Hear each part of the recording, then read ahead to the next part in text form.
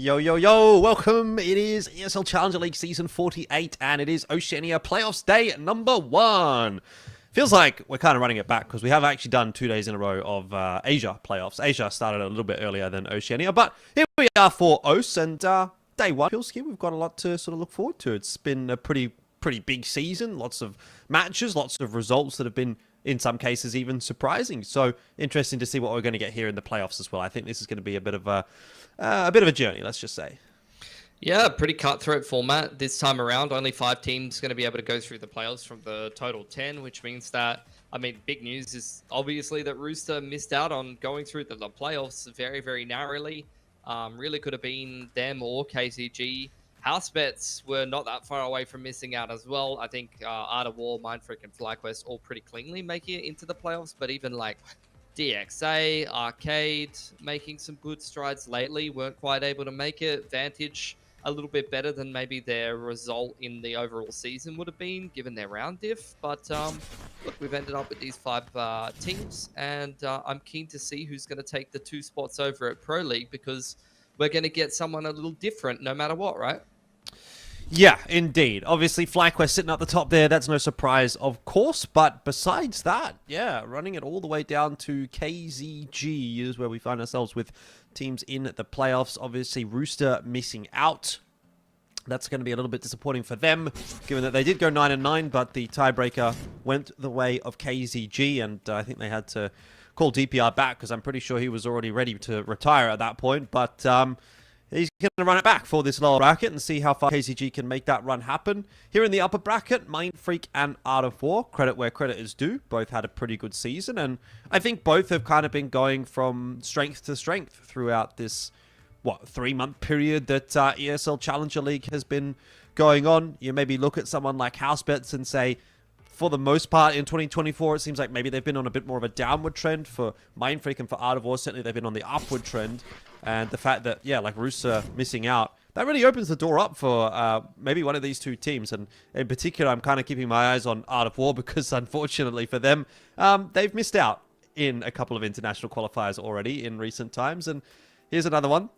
See if they can make it happen. Obviously not necessarily today. It's going to be a long road ahead for them in the playoffs, but they've got to get it done. And even for Mindfreak, also kind of in that same discussion, though maybe not quite making it as close as Art of War in the couple of instances that we were referring to, being Atlanta and Extremesland qualifiers. But yeah, they've been in and around that conversation as well, and I'm sure that they'd be a team that would be kind of looking at those slots and thinking, this is our opportunity as much as it is Art of War's.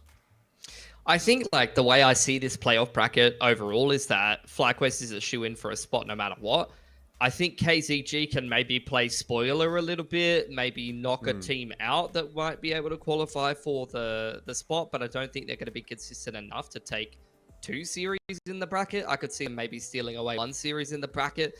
And then as far as I'm concerned, the spot's really up for grabs between Mindfreak, Art of War, or Housebets. I think whoever comes in strongest in towards this playoff bracket is going to be the one that takes it at the end of the day. Mindfreak and Art of War have obviously got a better chance to do that because they've been seated a little bit further ahead. But I think no matter what, if you want that Pro League spot, you're going to have to be winning 2 series against, those 2nd, 3rd, 4th teams, no matter which one of those you are. And I think for FlyQuest, it's going to be easy breezy for them. They're probably our best hope at having an Oceanic team be competitive in Pro League, and they've showed some glimpses of being competitive here and there in Pro League, and in the past at least. At least for the other teams, I think it's going to be good experience as far as I'm concerned. I don't know what format Pro League is going to be taking in the next season, but I think really they probably don't have much of a chance at being competitive at the actual event. It's going to be more of a growth opportunity for some of these players, I think. All right, well, how about this one, Pilski? Let's talk predictions for the season as a whole. We did this one for Asia, and we were pretty aligned on our prediction. I think you'll find we're probably pretty aligned for our prediction here as well. We've both gone for FlyQuest.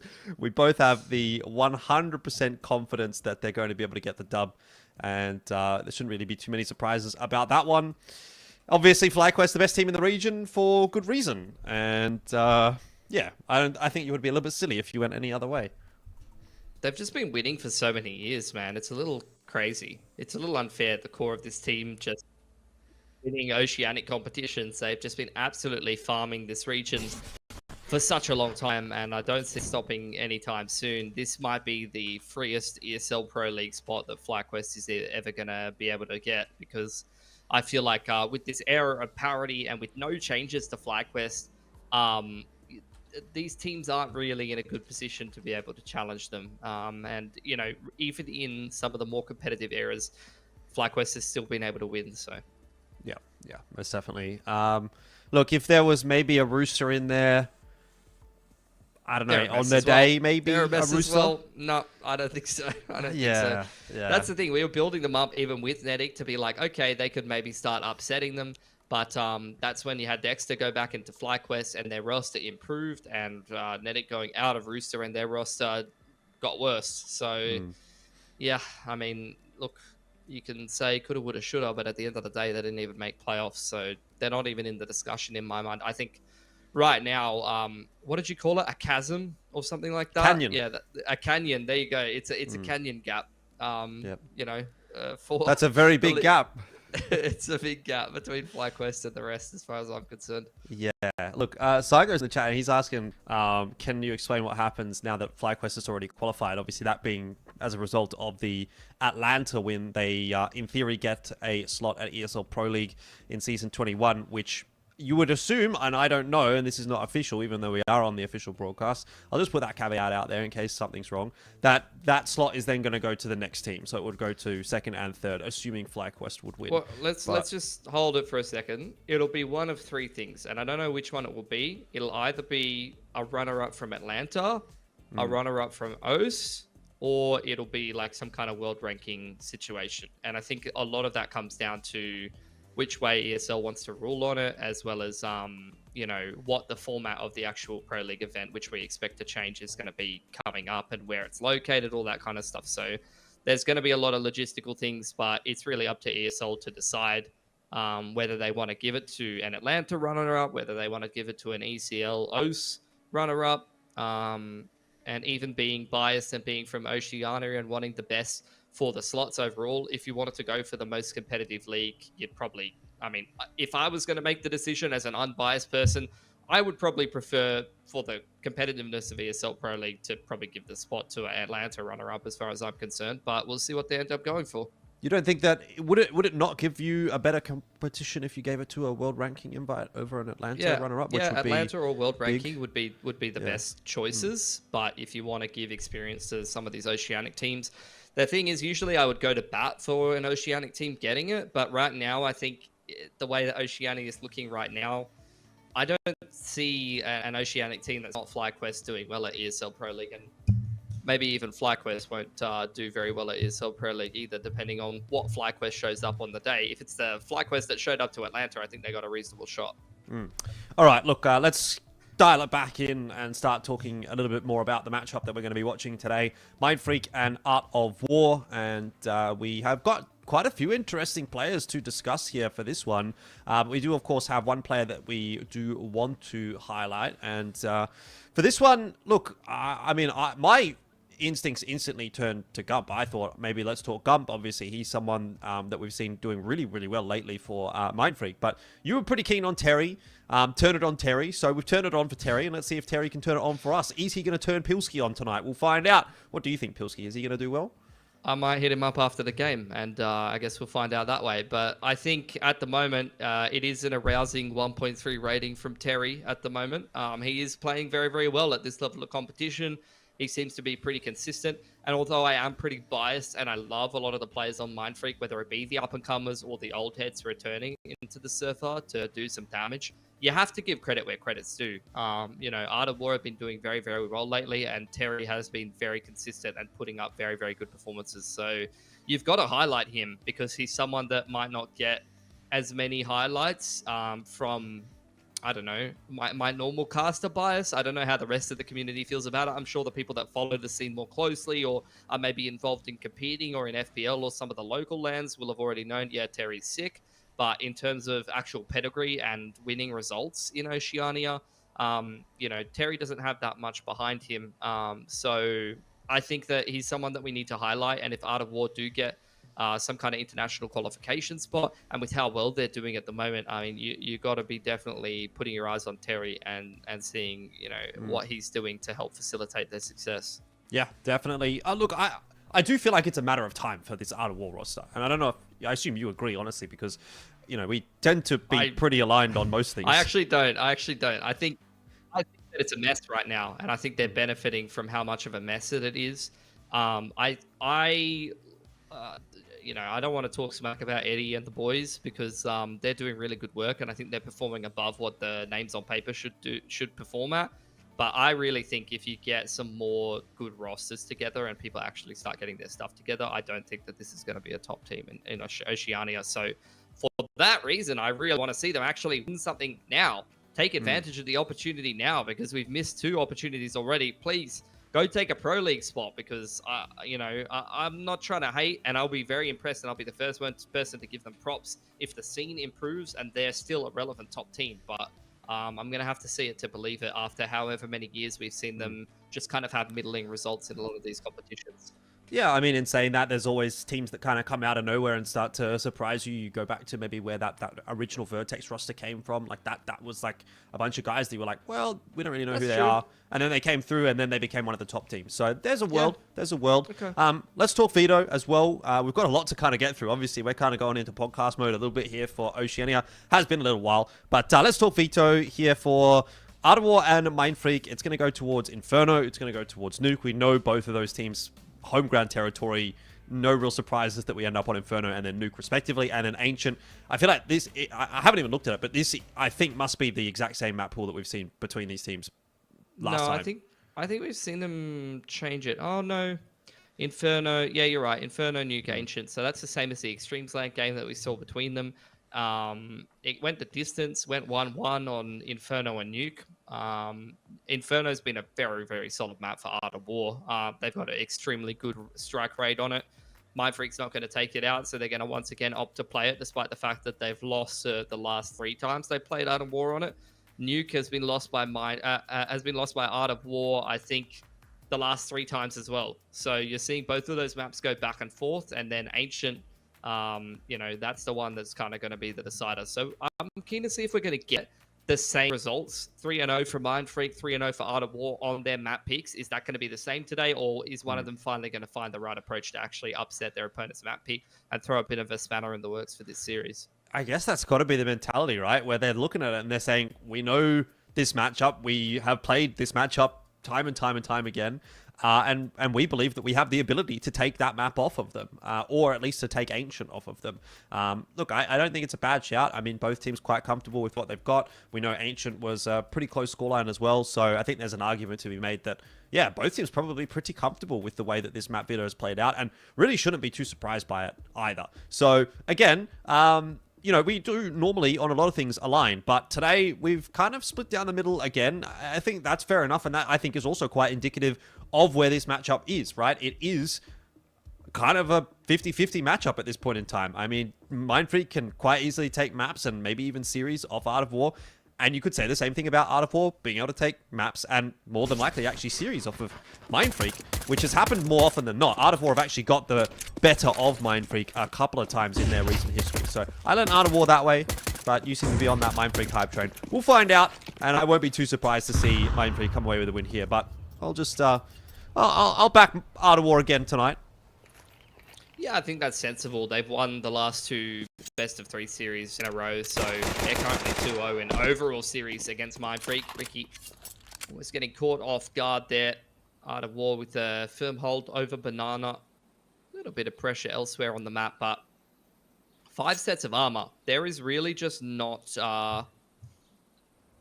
any real strategy or grenades to this round for Art of War, and that's why you're seeing the dry walk straight up mid here, and they're going to go in for the contact plate. Taps here.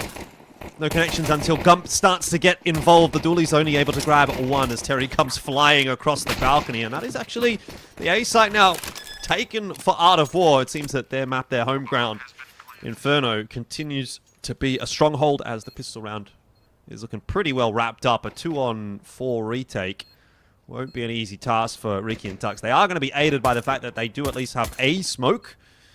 but time is of the essence, and they're going to have to start moving pretty quickly if they want to even have any chance of using that to defuse the bomb. Tux is trying to work his way up from Porch, but he hasn't spotted anybody out. And a lot of discipline from Art of War.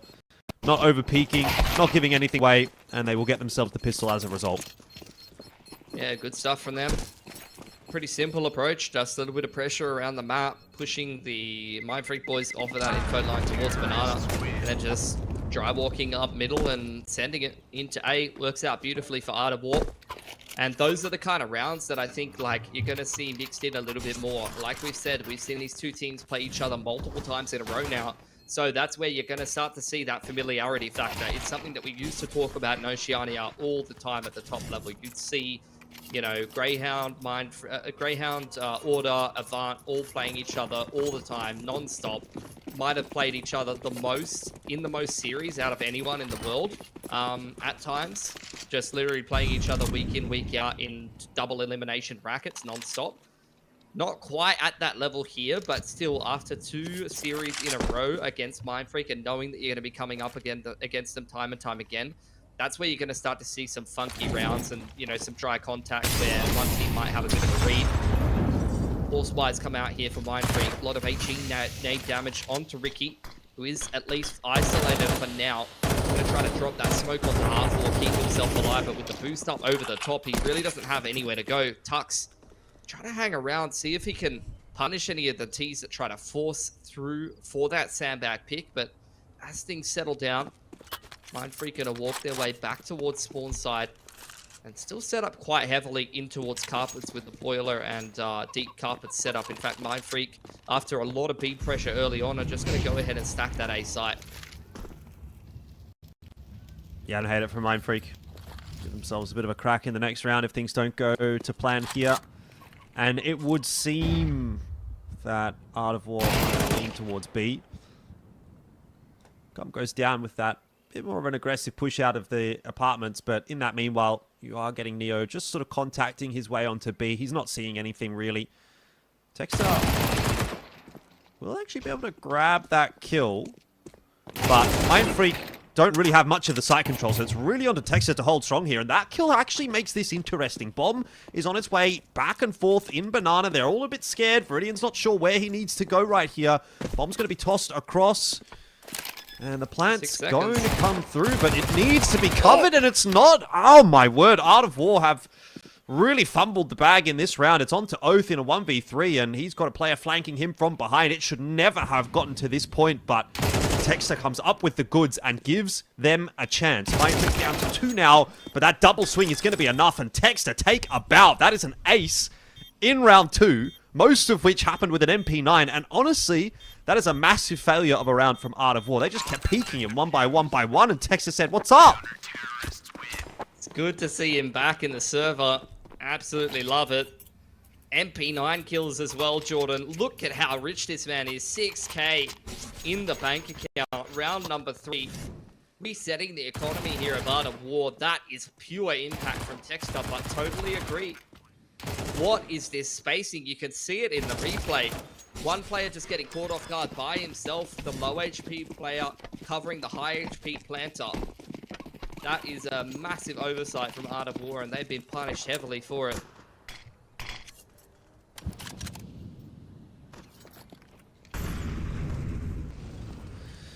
Yeah, not a great start to the series, unfortunately, for Art of War. I mean, the pistol round did look nice, but if that's the kind of level we're going to get today from Art of War, then it's going to be a tough one for them. Still, Mindfreak will be happy with it. Payne's got himself an AWP very early on in the piece. And he's always a key piece of the puzzle for Mindfreak. Gonna get the flash to retake Banana here, which I'm sure Ricky will just respect. Fall off the line. Flash up over the top. Full blinds him. Drop the smoke towards half wall. Running at him through a smoke with an MP9 in hand. He should get a bit of a farm on here. Absolutely beautiful stuff from Ricky and Ace. Back to back from both Ricky and Texter. Texter's one a little bit more impressive than that, but still pretty good for Ricky. And more MP9 kills means more cash for Mindfreak. And you know what that means, Jordan? Here on a map that they've lost multiple times to Art of War, this is the kind of start that gets you scratching your head and thinking, might be on for a little bit of a map 1 upset when the CT side starts this strongly. Yep. And a map 1 upset would really throw the gauntlet down at Art of War, because then they would need to find their elusive upset, which they've sort of been unsuccessful in their attempts at taking Nuke off of Mindfreak in their last couple of matchups. Yeah, setting up for a 2-0. I'm picking up what you're putting down, but it's early days. It's only 2-1. That's what I was about to say. Stop taking the words right out of my mouth. I'm the color caster here. Oh, boy. Hopes out for Pain here. Ricky also hanging around with the full belter util. You can see Tux at Coffins ready with the reactive flash. Over on the A side of the map, pretty passive setup from Mindfreak. Art of War have not really done too much early on in this round. They've just dropped off Banana in towards Carpets. There's a Molotov to try to push back this player at Cart. Anticipating the AWP to have come out for Pain here. Brackets util. Light little bit of util comes out. Another chip damage grenade onto Pain, who's still sticking around on 36 HP. It's Brave. Maybe a little bit too brave as he goes down early. You can see Art of War looking to pick up the pace straight onto Ricky. He's only got an MP9, but he's still holding on and doing damage here. Yeah, it's a pretty calculated risk, though, from Ricky, right? Like, he knows they're probably coming. Maybe I just stick around on this off angle, see if I can get one and back off, and he does do just that. And that gives Mindfreak some kind of an inroad here to try and make a retake happen. A 4-on-3 now. Zoth does hit that shot onto Tux. It's a sharp one. Look at Banana. Was a good bit of util damage coming through, but yeah, you're right. This is starting to look a little bit more dire for Mindfreak, especially with that flank coming through. It isn't even necessary at this point.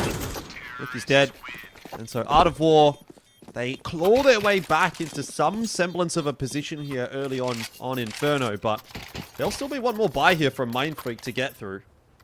Yeah, Ricky can drop an AWP over to Pain, who didn't really have too much impact early on there. I think stuck around despite taking a lot of damage, and all it's going to take is you to miss that one shot and then Art of War punishing. So pretty passive start for Art of War. They do a really good job neutralizing the AWP early on, and that AWP has been handed straight across to Viridian. He's going to say thank you very much. Ace exchange in towards Banana early on here. Double HE onto Tux, does a fair bit of damage. AWP's been moved over towards the A side of the map this time from Mindfreak, but it's only a glass cannon for Pain. And Art of War organizing themselves for an early A play. And with his second attempt, and this one's going to go a little bit better. Gum's there to help him out as well, but he'll fall on top of Porch Roof. Still, reasonable trade for Mindfreak, and they end up with the numbers advantage, if not the site control.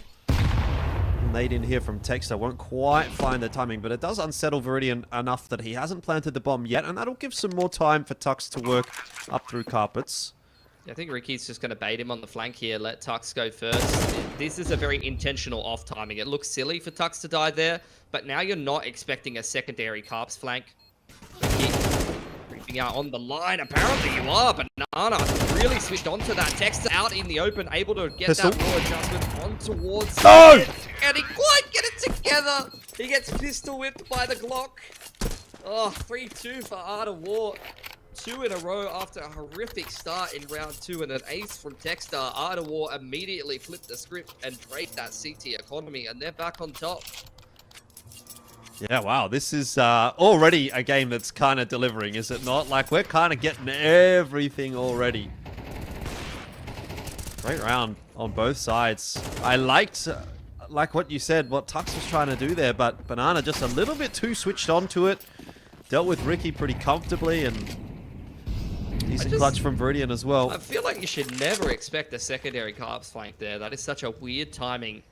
And it's a very intentional thing that a lot of teams do in TAC FPS, where you just send the player on the flank position early, and then you have someone just hard baiting him, especially if he's low HP or something like that. I like what they're doing. Texter is taking over today. I want to see much more of this. I want to see this from Texter every game. The dry pushes. This is how he made his name in the O scene. He made his name as this pug player who would just always dry push stuff, always push the issue, do these kind of random peaks in the mid round and kind of get under the skin of the more established pro players at the time. And then he started just to become one of the best players in Australia. You know, it started off as like, wow, this guy plays so random. He's a bit gimmicky in the pugs. So like, okay, this guy's just legit one of the best. Yeah, I kind of had him to win that clutch as well, but Radiant keeps it alive for Art of War. Seems like that early inroad made by Texter is probably not going to have much of an impact on this round, unfortunately, for Mindfreak. But maybe they can catch up with Terry. 4 players pushing into him at the bottom of a T ramp. He's going to be feeling a little bit antsy, so we'll just back off. So, pretty good choice. Drops the Bink though, and it'll be finished off by Tuck. So, at least some damage being done by Mindfreak in this round. They've collected a couple of AKs. Overall, I think you consider that a win for what was essentially a full eco round. Yeah, just a P250 from Texter, and he's putting it to good work. So 100% agree. Couple of rifles saved on over. Payne might look for one more exit here. And you can see the money on Art of War still has not really built up too much. They're going to take the path of least resistance, sensible exit route through library. Keep 3 guns up. So 4 and 2 for Art of War, despite the worst possible start to this game. And I think, Jordan, that really just shows how good they are at this map. You know, despite getting aced with an MP9 in round 2 and losing complete control of their economy, they still win 2 gun rounds back to back. They still close out the anti-eco with 3 guns up, and they're still going to be leading this 4-2 on the T side.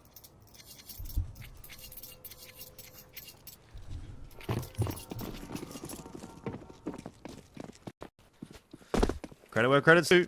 It is a great map for Art of War.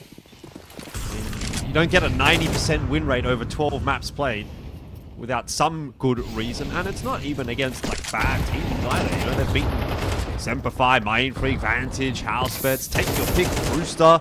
The only team they haven't beat on this map that you'd want to see them do it against is FlyQuest, really. But in a lot of cases, they're not ending up having to play against FlyQuest, although a win today would put them in a match against FlyQuest, and that would certainly be interesting. But conversation maybe for tomorrow. It's also difficult because FlyQuest is such a good Inferno team traditionally. Correct. Ooh, nice little isolation of Neo there. Texter just continues to deliver impact. Absolutely loving what I'm seeing from him. Little bit of skew if smoke that creates an option, but Mindfreak completely over-rotated to B. Like, I'm not quite sure what they were going for here. They had a complete misread on this round, and this is a case where Banana, you've already seen it. Like, if I've seen it and I've identified the trend, Mindfreak need to be way more cottoned on to the fact that Banana is always on these aggressive lurks on the A side of the map. He's always sitting in cuppets, and he loves to go for those peeks towards Valk. You know exactly what I'm talking about, Jordan. Like, we've seen him do this multiple times now, and in this round, this is like a situation where, like, that contingency, that aggressive lurk just allows Art of War to walk into an empty site. He's been watching the Malta demos maybe a little bit too much. Something that Malta used to like to do. Hong Kong Malta. Hong Kong Malta. Yeah, same guy. Interesting. Hong Kong. Is that like the city in Malta? Hong Kong Malta? I have to ask Matt. Well, 5-2, and honestly, you would be forgiven for thinking that this should be a better scoreline for Mindfreak, given the way that this game started at the 1-1 scoreline. You know, you freeze frame that, you go, okay. I mean, think about it. Like, you were even kind of saying, oh, you know, maybe there's a world where this is as good of a start for Mindfreak that they have a chance to start thinking about maybe winning this map and finally taking it away from Art of War. But instantly, Art of War's like, no, bitch. This is our map. Well, 5-2. Money starting to build up now for Art of War. The save gives a fair bit of money to Mindfreak. Payne hitting the leg shot, but that's not going to slow Art of War down. They're straight up, racking up. Panic stations dropping the Molotov, trying to zone them back, stop them coming up dig side. Payne now on the off angle, trying to play that sight box under a lot of pressure, straight through the flash from Gump. He's able to actually find a pick there, and the rest of Mindfreak are making their way back into the site. It's a complete shutdown. It felt like Art of War had a little bit of a timing there, but that has completely been swatted away. There's a charm. I think that might be the first charm I've seen on a gun that I've actually noticed. Yeah, I've seen a couple, 1 or 2 here and there. Stanley on Best Tux charm and Zen 4. positions. I didn't watch your video from yesterday, Jordan. Yeah, you should have watched it because you would have seen the thing on the Galil, which, by the way, one of my viewers did tell me it is called a charging handle. Okay. Tux.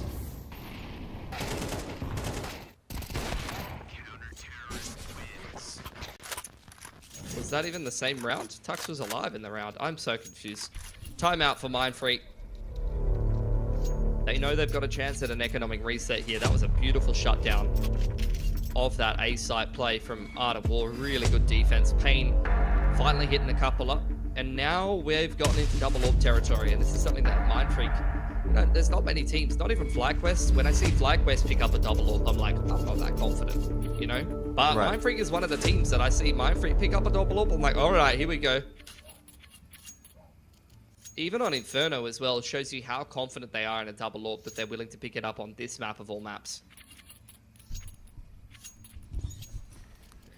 I suppose kind of thinking, well, Art of War, they're doing a lot of damage to us, so maybe let's try and shake things up a little bit. Yeah, we got through that last round, but see how things go with the double orb, and don't necessarily disagree with the mentality. See if it bears any fruit. One on Dig side, one towards Banana. Another slow start here for Art of War, which may play into the double orbs. You're going to be given plenty of opportunities to get some picks in a slower round. Really, that's dependent, though, on how on point Art of War's util usage is. Waiting out the CT util. Flash going up over the top. They just heard the Molotov. Bottom Banana, but they still go up through it. Ricky, you're getting caught blind for a second, but the timing is not good. Terry with a huge wide swing going to find that opener. Yeah, well, that's one warp out of the picture, and now Tux is going to opt to play close behind that smoke. It won't properly be checked. Neo's kind of having a look, but I don't think he spotted Tux. Tex is there as well. It's that high-low setup on B.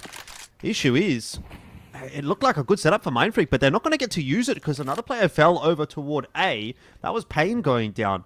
Both AWPs having no success, and now Mindfreak are in a real sticky situation, and Tux should 100% be dead right now, which he is. Somehow, Art of War have navigated their way through that round, and they have, more or less, just rock, paper, scissors Mindfreak in every single instance. Okay, Oath just missed times there onto Gump, but other than that, everything went the way of Art of War, and that'll be 6-3 for Art of War, no doubt about it. They honestly play Inferno like a better team than you would expect. Like, the active lurks find so much impact for Art of War. Like, you have one over towards Banana, a bit more of a passive lurk, but the active lurk from All Say, this time it's Oath to find a pick over on the A side of the map. Like, they are always finding value elsewhere where the pack isn't. These individual players just so comfortable finding those opportunities and taking advantage of them. Orb dropped by Gump. Position spotted by Terry. He's going to drop a nade into Pit. Spam through truck. He's going to get it done. 3 alive for Art of War. And yeah, there's no excuses here for Mindfreak. You know, they should be able to put together a good CT side with the start that they've had, but they are still kind of getting smacked.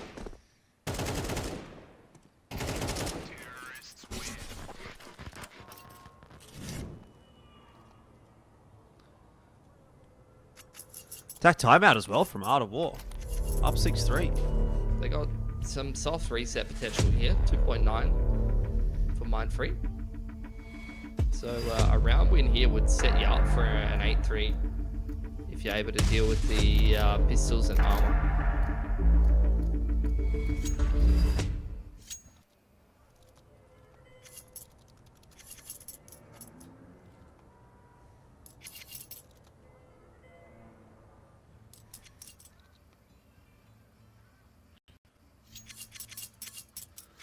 I want to see Art of War play Inferno against FlyQuest. Yeah. Honestly. I think What if FlyQuest you'll have your bans chance. it, though? Nah, no way. You don't think No so? way. FlyQuest will happily play it. Yeah, I know. It would be funny to me, though. FlyQuest has never been the kind of team that doesn't respect ban anyway. Oh, what a nade stack! Hold on, Ricky's banged one through the smoke as well. This could be around for Mindfreak after the pause. Bit of a change up. Try and to do some more chip damage, maybe blow open the smoke and find Ricky. But after how well that started for Mindfreak, they're just going to fall back into a bit of a safer setup here. Can't be affording back towards main and grab the smoke. They want to maybe refresh that bottom Nana smoke, but Art of War is going to try and bust through it. Definitely don't want to throw away a round like this one. This is a big opportunity for Mindfreak to get their half back in order and maybe even grab a 6-6. I've been able to get the boost. Don't think Art of War would have heard that little mishap from Tux, so still going to have to check it. But nice little bit of nade damage. Holding a nade, a flash, it's not going to matter. It does come through, and that is actually the B site, more or less taken by Art of War, which kind of throws a bit of a spanner in this round, actually, for Mindfreak. They're going to have to make a retake happen. Banana gets a little bit too big for his boots, and Ricky will punish him for it. Now it's a 2-on-4 post plant, which looks a lot more agreeable to Mindfreak than what a 3-on-4 might, and it seems as though they might just get through this one. Though! Oh, he just needed one clean shot there onto Ricky, and it was for sure on. Unfortunately, not for Art of War. So close, so close. Counter-terrorists win.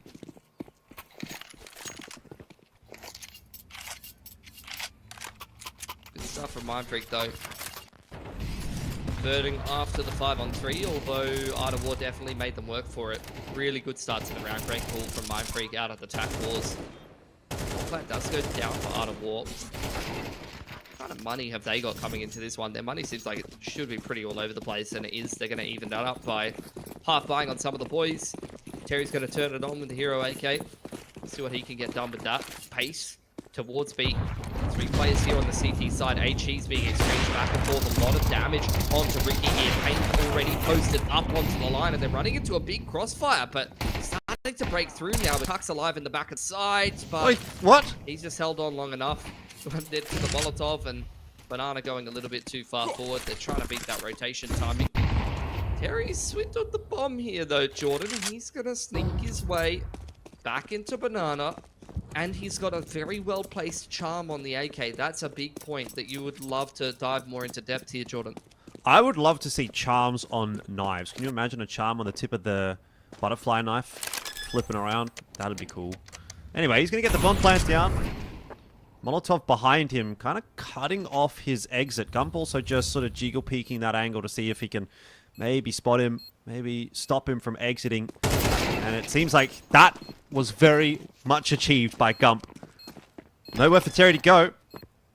Guns trained in his direction, and Mindfreak on their way to securing a 6th, which, look, I don't even know what to make of this half. Is that a good half for Mindfreak? Is that a bad half for Mindfreak? I think you could make an argument one way or the other, but yeah, if they get 6-6, then game on.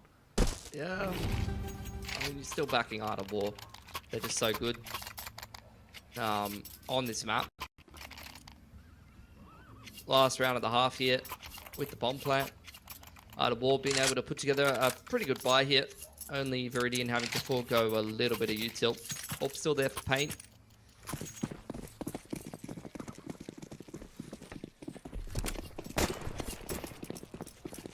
Could be the progression smoke up into Banana here. Molly to deny Inferno car. He does a little chip damage to Neo. He's going to creep up to half wall here. Could be a flash timing. But Terry doesn't have one. So it'll have to be Viridian actually coming up T stairs and flashing them in on half wall. Or they're going to go for a tower boost.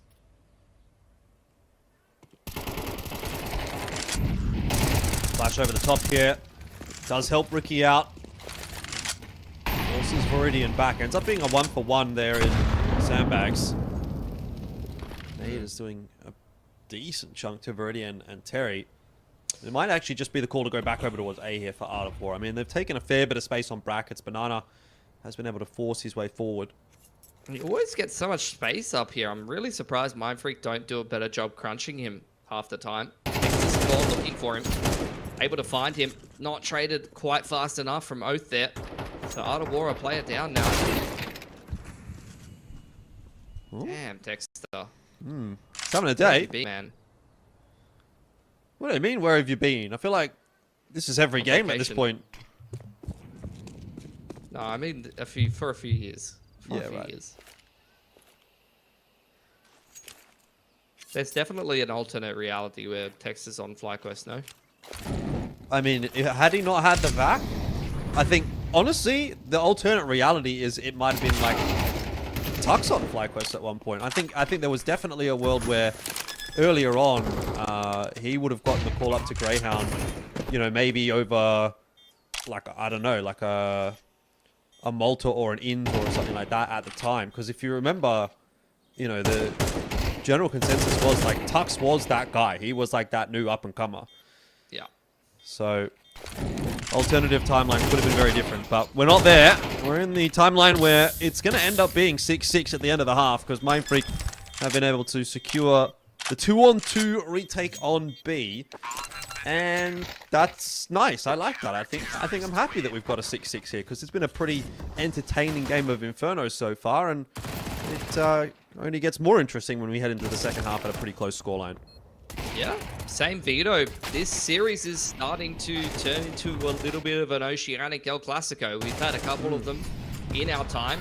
I didn't expect this to be turning into a little bit of a rivalry, but it's definitely been a pretty back and forth game of Inferno. However, Art of War, even at 6-6, you're expecting them to close this game out after the break. We'll find out.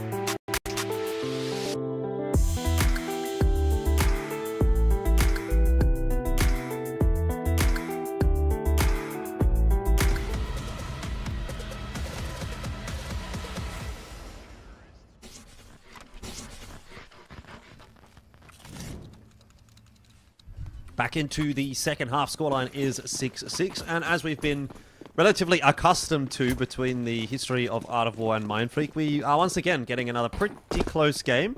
It's been an interesting one. I'd say at the moment it kind of feels like the text to show a little bit. He's 15-6.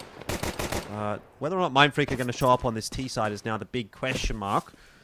Can they maybe take this map away from Art of War, which is something they've failed to do in the last couple of occasions they've faced them. Rotation's coming back across from Banana here. It's retake B from Art of War. They're going to have 4 players ready to defend this A-side execute. A lot of util invested here for Mindfreak. 1 player in Carpets. How will they approach this A side attack? Gonna first try to take a duel over towards jungle side. Great shot from Pain to start things off, and they start to go in. Both just jumping at Ricky. Taking Carpet's control is really going to complicate things here, and Mindfreak are just going to go around the world. Yeah, it's a good call to go B here. Certainly with the information that we've got, Neo is the only player towards B, and he's actually working his way down the banana. The only thing is that Mindfreak don't really know that, so it's quite important for Tux to get these kills. He's going to be hearing at least lots of information and relaying that over to the team that probably there's only one more player yet to find, and that'll be the B player. Neo unable to do anything as the bomb's going down in the smoke, and Tux has survived as well. He's going to wrap all the way around through CT spawn, allowed Art of War past him into the banana retake. Doesn't look good for Art of War right here. No defuse kit, so time of the essence. Got to move quick, and Pain at the back of sight, taking contact with that P250. Unable to strike himself, but sets it up nicely for Texter, who's barely missing anything at this point. And Mindfreak claim the lead. Another great start to the half here. T-side pistol. First half did get the second round force, so really not complaining about this game of Inferno so far from Mindfreak. Art of War not going to buy up into this one, just purchasing a single flash. And going to be going for that, 4.5k kind of buy in round 15. It's rifles and light util. Neo with the only flashes over to be by himself. Maybe they're going to make it look like it's some kind of banana stack with the flash and then try to force Mindfreak into an A hit. But Mindfreak have taken so much space so easily on this B side that they're probably just going to hit here. Not sure what Neo's really going to do about it. He's got a USP and a flash. He's going to tell his team that they're coming in. I tried my best, guys. Flashes himself in. See you later. I'm gonna push the smoke, guys, and see what happens. What is the expected outcome there, really? Is there ever a world where you're like, maybe I could get catch two? them half-white running through the side of the smoke and you can double ding someone running. That's about the best outcome, and then you get insta-traded. In an alternative universe, the one where when you let the monkeys bash the keyboard and then they write the Shakespearean poetry or whatever. But in that universe, maybe he goes through that smoke and gets all 5. Right? Like, it could happen. No, it couldn't. No, it could. It is possible. It is theoretically possible. If you replay that round 100 billion times, in one of those rounds, does he get 5? Nah. So you're saying there's a 0% chance? Jordan, I'm usually a pretty big fan of the fantasies you described to me, but in this case, I'm not buying it. Yeah, but we'll leave those ones for after the broadcast. Yeah. You got to watch our special content. Yeah, maybe to know those kinds of fantasies. The hotel room podcasts next event. But that's going to be the Patreon edition. Big anti-eco for Mindfreak. A lot of Mac 10 kills, and they've retained those Mac 10s heading into round 15 here. Full head armor approach from Art of War. They do not want to be getting gooshed by Mac 10s and Galils. I mean, they know how dangerous that can be. Stack onto Neo. Molly gonna flash him out as well. It's actually Banana going down, and Neo taking a lot of damage. This B site quite weak. Right for the taking if Mindfreak want it. Yeah, head armor's not going to help him there.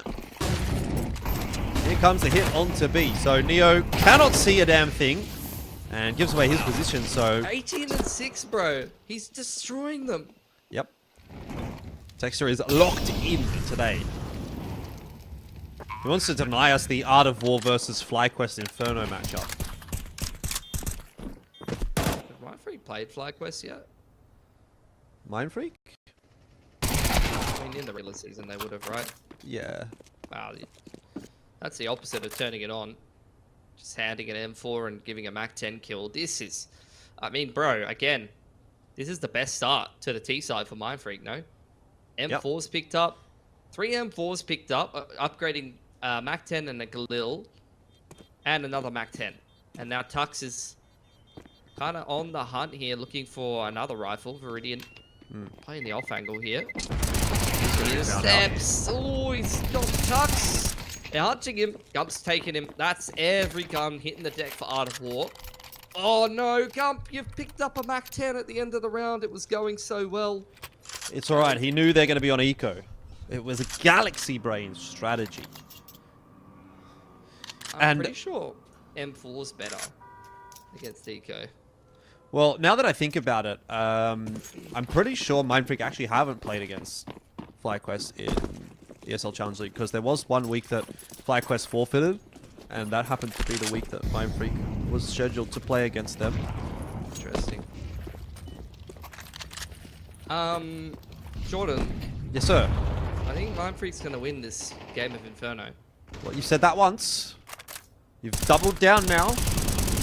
It would look a little bit silly if you were wrong.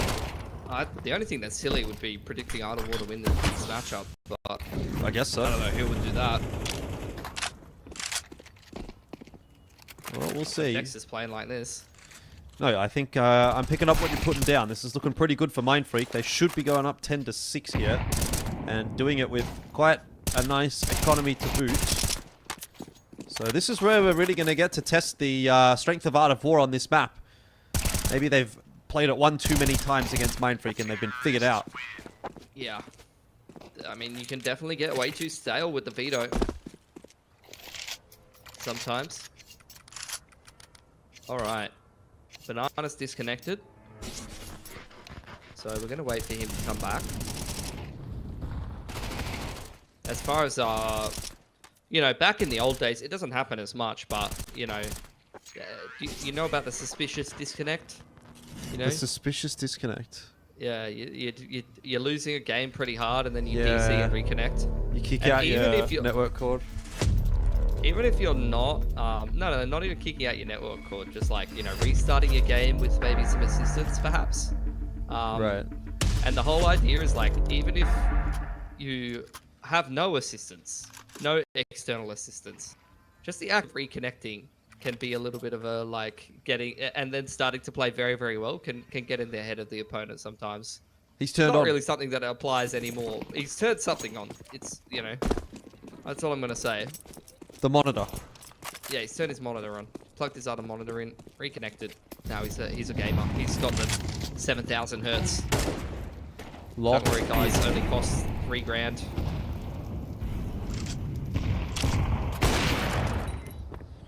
Gonna need to beat. Nice leg onto Ricky. Viridian already hitting the opening shot of this round, but not getting an opening pick for Art of War just yet. Mindfreak denying info over towards B. The progression smoke. Molotov up into cubby. The lurk smoke onto jungle side. It's a nice shot from Viridian. Going to be needing a little bit more of that if this CT side's going to be putting together. Yeah, Mindfreak's kind of in no man's land right now. They're just sitting in bracket. Whole bunch of YouTube there. Finally, the lurk smoke goes down. Neo aggressing over on dig side. Catches them off guard a little. Terry seeing multiple players swinging up jungle side. Doesn't need to overextend. He's got big rotations coming in.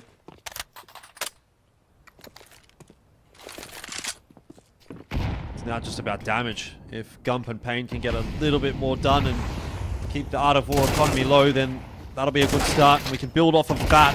Oh, it was close for Gump. Almost getting two. Quite a decent trade in there from Payne, and he should be able to get the bomb plant down as long as this smoke does persist. He's going to give it a crack. That will give Banana some time to push his way forward, and Payne wasn't expecting it. So Art of War will get themselves to 7th, but only a couple of guns alive, so it doesn't do a whole lot for the economy.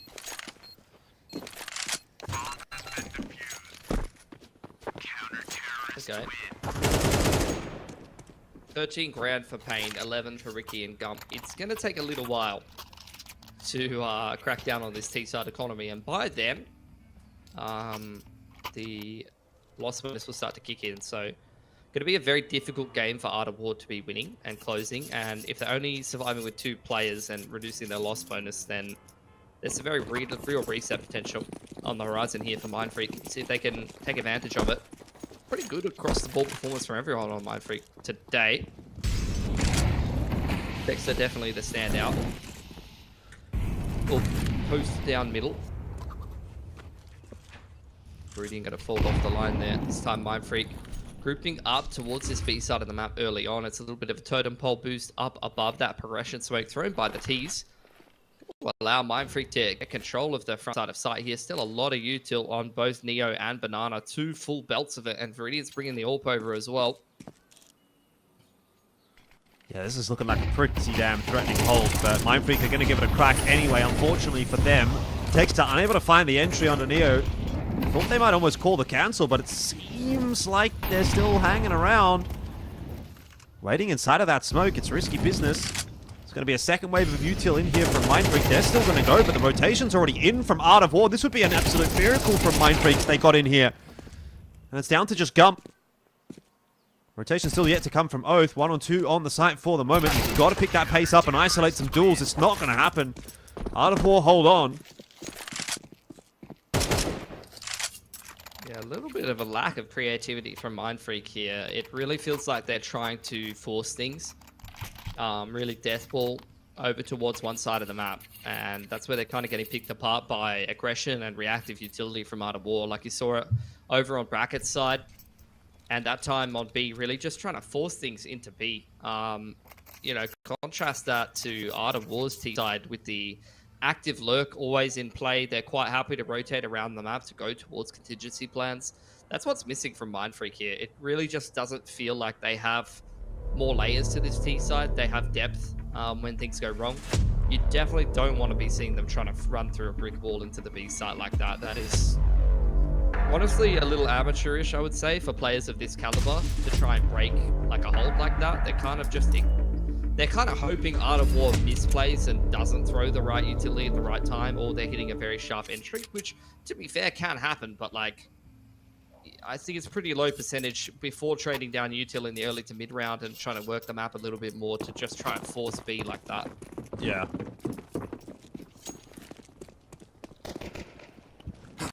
We'll see what they go back to. Any kind of a change up from Mindfreak would be pretty welcomed. There's going to be a mid-Nana smoke. Not much of a progression up there from Mindfreak just yet. They have been greeted with a bottom Nana smoke by Art of War. So a bit of a handshake there in the banana for the moment. But some wasted util from Art of War, and Ricky just walking his way out onto balcony. Catches Oath for free. This is the perfect opportunity to get around Mindfreak have been searching for a little while. Molly down at the top of mid. It'll slow the progress for a moment, but not by too much.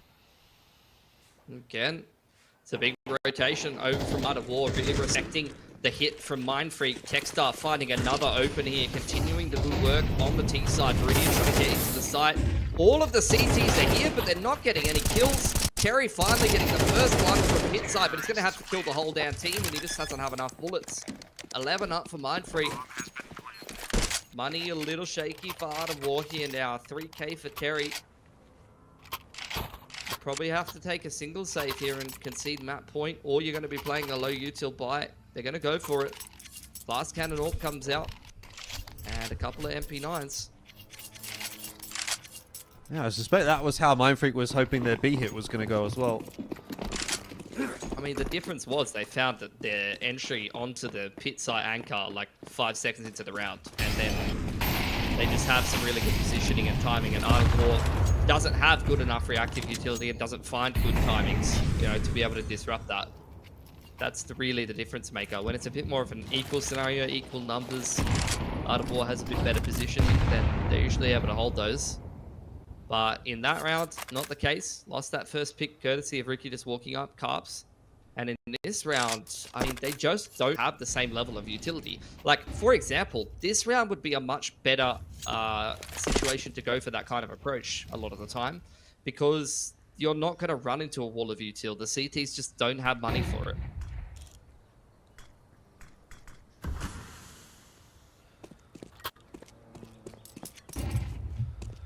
Speaking of, some of that util starting to dwindle for Art of War now.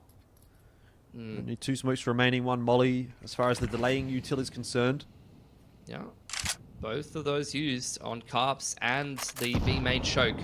With 44 seconds on the clock, Art of War have no util to play with. And honestly, I love the jungle wrap here for Mindfreak, but there's a lot of players here. Getting up onto the line, it's just a dry peek from Pain. That's an instant punish. Now the util comes out from Mindfreak. But they've already lost a player, and time is starting to get away from them. 20 seconds left.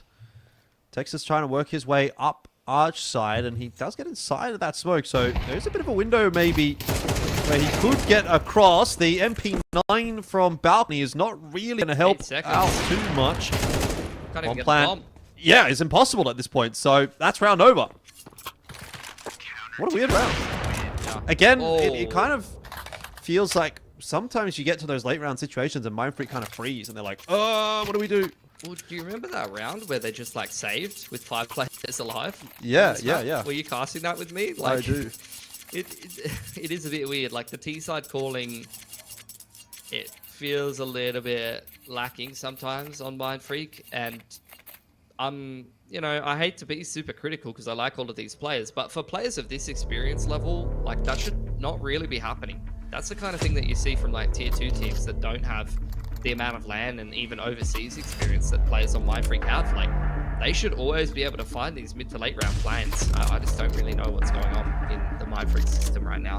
What I will say though is, despite that round getting a little confused and the jungle wrap timing not really working, I think Pain, the dry peak, is punished quite heavily there, worth mentioning. They have brought it down to only 1 player surviving, and it's 1900 loss bonus here for Art of War. So if Mindfreak wins this gun round right here, they will reset Art of War and potentially win the game. If they lose it though, I think Art of War can probably go 11-11 here. The money is shaky for both teams. This is a very important swing round that could decide the game. Could decide the series, honestly. Mindfreak knowing that they've got Nuke up next. Yeah, I totally agree. This round really could be the difference between a 2-0 and a 3-mapper. Both teams quite tentative about how they approach it. A little bit more util here for Art of War. Terry, quite aggressive over here on Boiler's side. Tux has made his way quite deep up Banana, listening for info on half wall. Bomb retreat by Texter. Mindfreak going to start making some moves over towards this A side now. Oh, in the meanwhile, Banana pushing his way down Banana, which is where Tux is waiting for him. Great flash. Might just give the game away. Yeah, and then the smoke into carpets. Like the util, the molly on dig, a flash up onto dig. Like they find the opening pick with perfect util usage, and now they're just stalling for a 4-man rotation. This is beautiful. Mindfreak this time though, they're not just hard committing to the site they were stacked towards.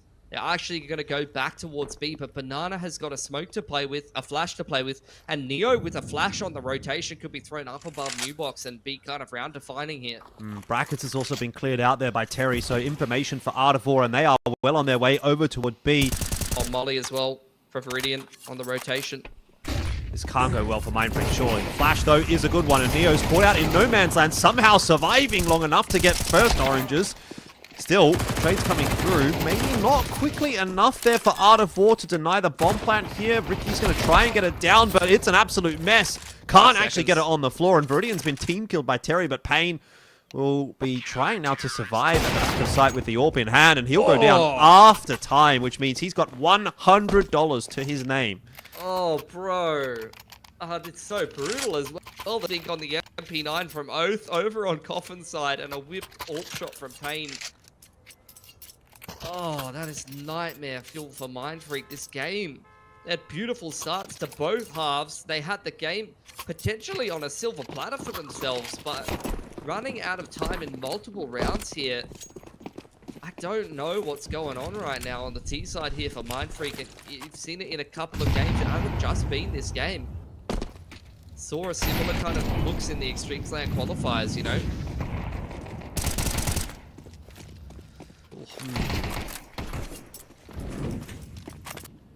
Yes, save here for Mindfreak, except for a hero AK on Ricky here. Well, hasn't come into play just yet. I guess he tucks down early on in the piece. Ricky's going to have to find a way to do something. Get this round competitive for Mindfreak. Otherwise, yeah, as you predicted, we're going to go to 11-11. This is kind of just a bit wild from Mindfreak, really taking the peaks on their own, and it's worked out. Tex has been able to take Neo's head off. Viridian's also having a bit of a look on that angle. Nana coming across as well, but he's going to have to be the line of defense that does not break. Ooh. It will eventually fall. Ricky with that AK looking healthy, and Payne as well. Ricky will creep his way into Library, and that was unexpected by Terry. Art of War now have no idea where Mindfreak are going. Are they going back to A? Are they going B? Well, we don't know until someone takes contact and Mindfreak just slow it down. Viridian, he's cleared B though. Oath just going to tuck himself into pit. Both of them playing the bomb plant. Ricky, 3 HP. Payne with no armor, so aim punch is going to be a pretty big issue, especially against an MP9. Could definitely shred that armorless player. Mindfreak need a clean shot. Creeping out over onto Moto's side. Viridian making his way back towards mid. He's got a good read here. Shot starting to ring out now. 10 seconds, and Mindfreak have made it into the site and will get the plant. No retake util at all for Art of War. So they can't dislodge Mindfreak with a molly or a nade or anything like that. It's just going to come down to the duels. Ricky, low on HP, will fall early, and Payne, they knew he couldn't get off the site, so that's a pretty routine trade in the end for Oath, who's gotten a lot of work done with that MP9, and does at least secure the 11-11. Very expensive, though. Very expensive. Bomb plant comes out for Mindfreak, which gives Payne 3.4. He can get Galil now. 11 apiece. 1,400 loss bonus for Art of War with one player surviving. This could be, again, another hard reset window, Jordan, for Mindfreak. They can just win a bloody T-side gun round. They can break the money and win this game of Inferno.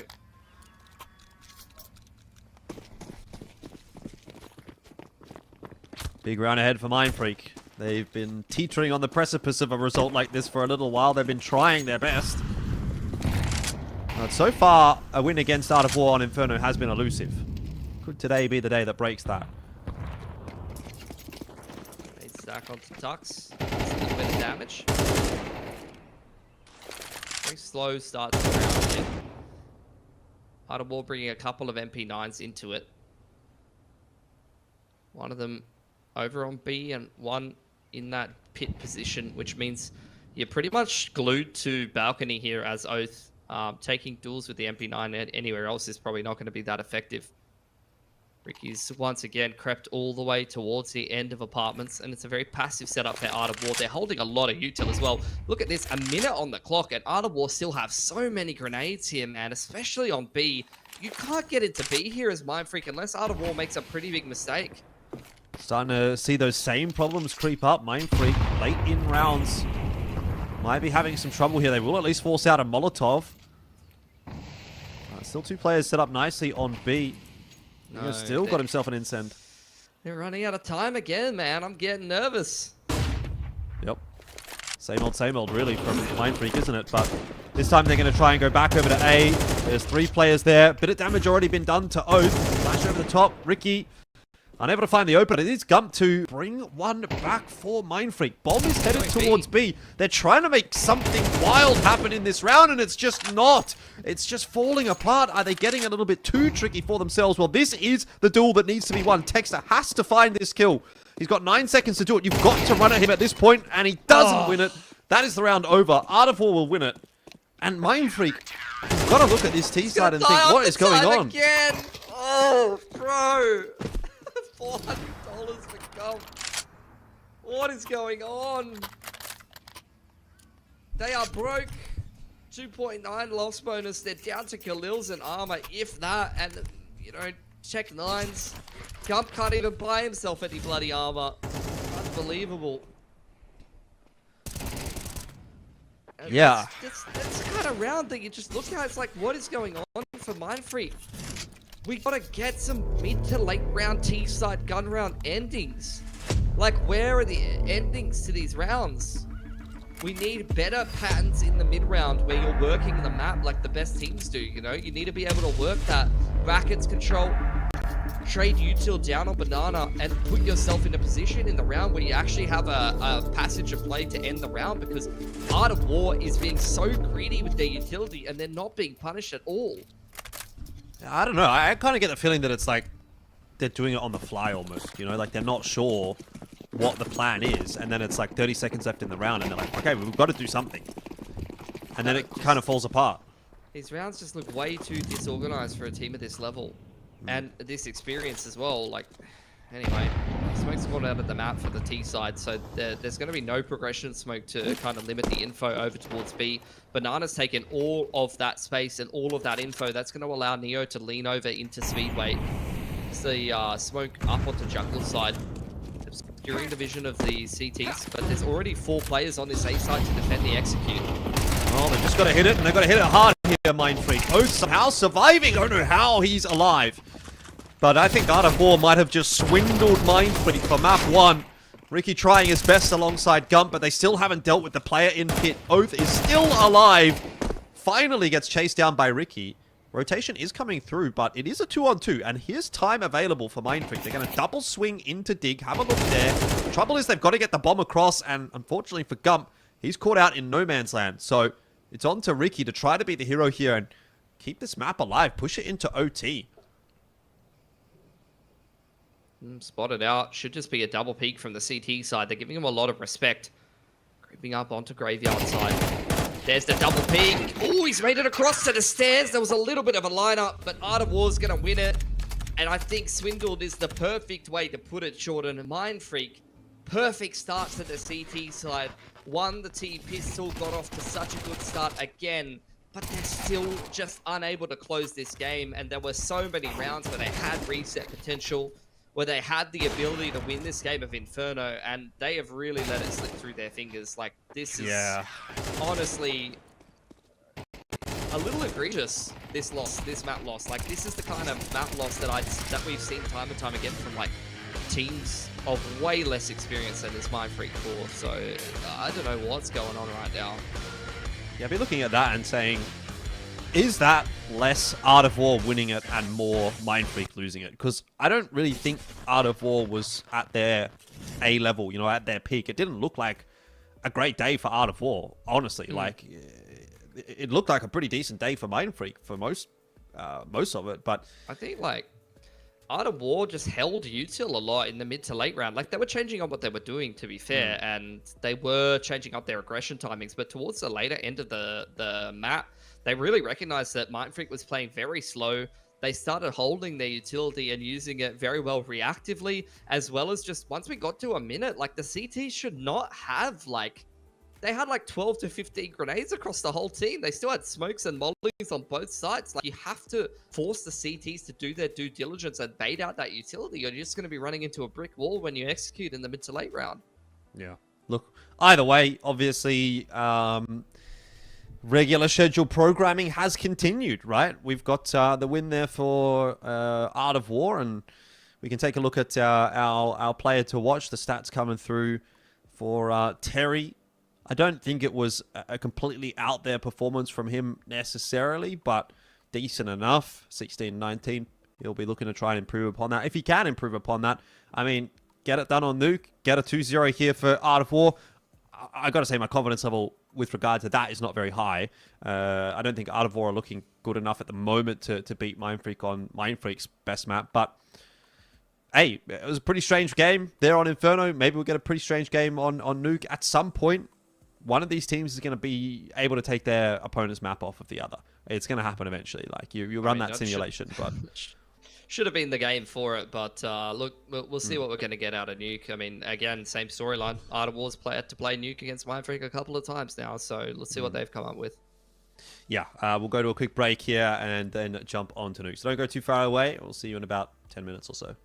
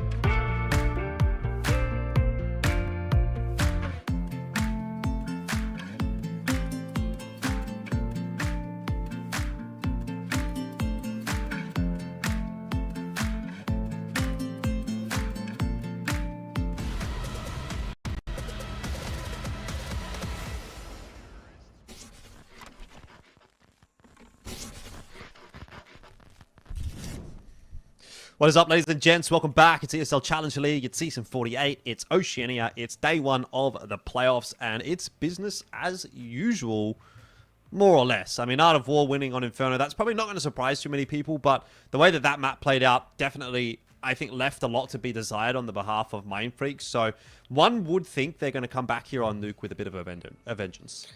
I think left a lot to be desired for both teams as far as I'm concerned. I agree with you. I don't really felt like Art of War was playing their absolute A game in that game of Inferno. They still got it across the line, I think, courtesy of Mindfreak kind of throwing that game in the bin. They had so many good opportunities. They had so many good starts to that game of Inferno and still couldn't quite put it together at the end of the game. So, yeah. That's about all that need be said. And I think that pretty much ties into what I was saying at top of show. Even the top teams sitting directly under FlyQuest are looking shaky as hell in Oceania. And I think that game is the perfect example of why. Yeah. Taking a look back at the Nuke results from the last couple of matchups. Couple of 13-8s in there, both obviously favoring Mindfreak, and then even a 13-0 that was in ESL Challenger League for Mindfreak. So they've got a pretty clean record against Art of War on this map, and even when we're looking at those closer maps like 13-8, it, in the grand scheme of things, isn't a super close result at this point. So we'd have to see Art of War going above and beyond tonight to get this one off of Mindfreak, which, I don't know, I didn't really get the sense that they were going above and beyond on Inferno, and this is a really big, it could be a really big game for them. I mean, this basically locks you in for that upper bracket final against FlyQuest, and then that basically makes you a top 3 team. You're then a top 3 team in this season of ESL Challenger League if you win this game. And again, we don't necessarily know for sure that that's going to get you a slot into ESL Pro League next season, but if FlyQuest get their auto invite from Atlanta, there's a chance. So this game could potentially be for all the marbles. You know, it's not one where you go, well, whatever, it doesn't really matter. It's like, if there's a chance to go to ESL Pro League for one of these two teams, that's kind of a big deal. So you really do want to be putting your best foot forward in this matchup. And I don't know. I don't know if either team really can walk away from Inferno saying they put their best foot forward. No, definitely messy stuff. So we'll see what we're going to get out of Nuke. Mindfreak's going to have to start out on that T side. And we'll see. Art of War just haven't really been too convincing on this map in this matchup. So, yeah, I'd agree. I really expect us to go 1-1. And then first best of 3 that these two teams played against each other, the decider was actually Mirage. And that was a pretty cut and dry win for Art of War. Since then, we've gone to Ancient, which was a very tight game in the last BO3. These two teams played against each other in that Extreme Zone qualifier, which was, I think, the lower bracket final to see who would play Semperfi in the grand final, or it might have been the upper final. I don't really remember.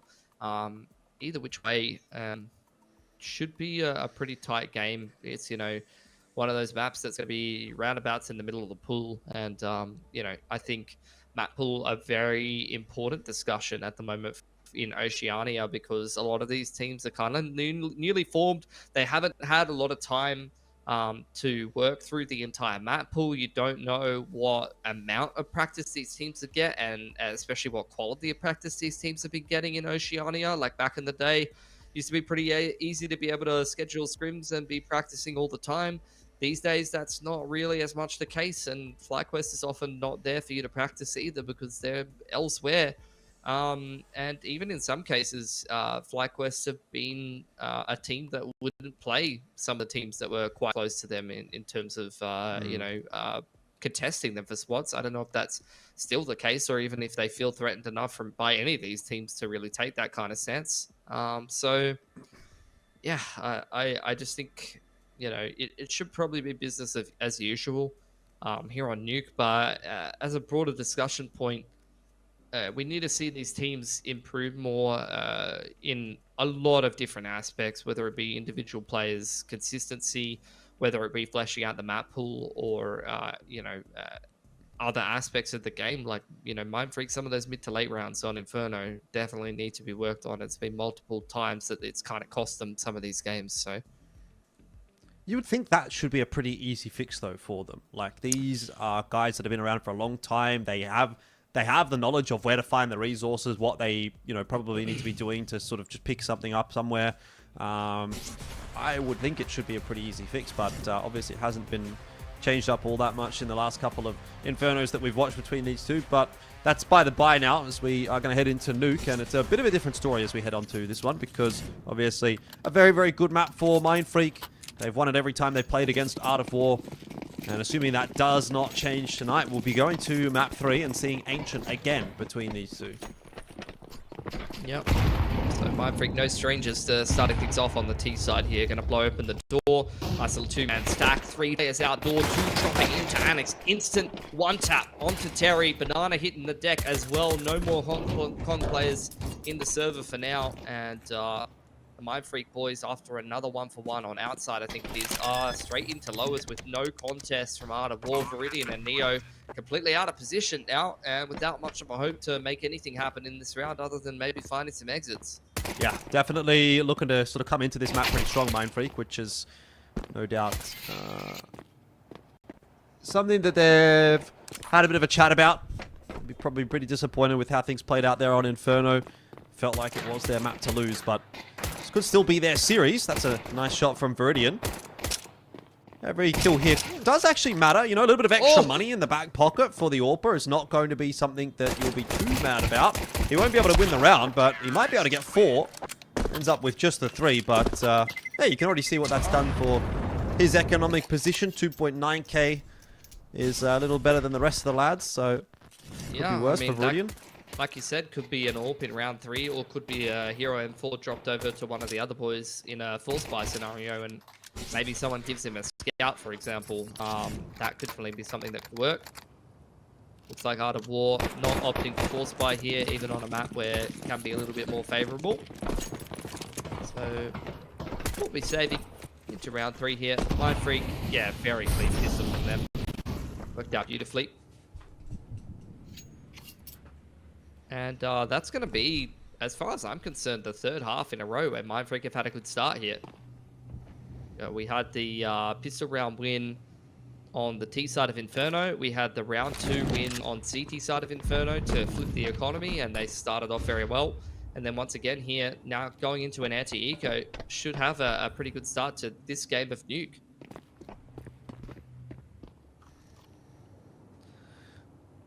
That's what we're getting so far. Bomb plant down on B. Gump may well get run down here. There's a lot of CTs that he's going to have to deal with. He's there to find a trade. That's some fancy footwork from Oath. He went sliding off of the balcony.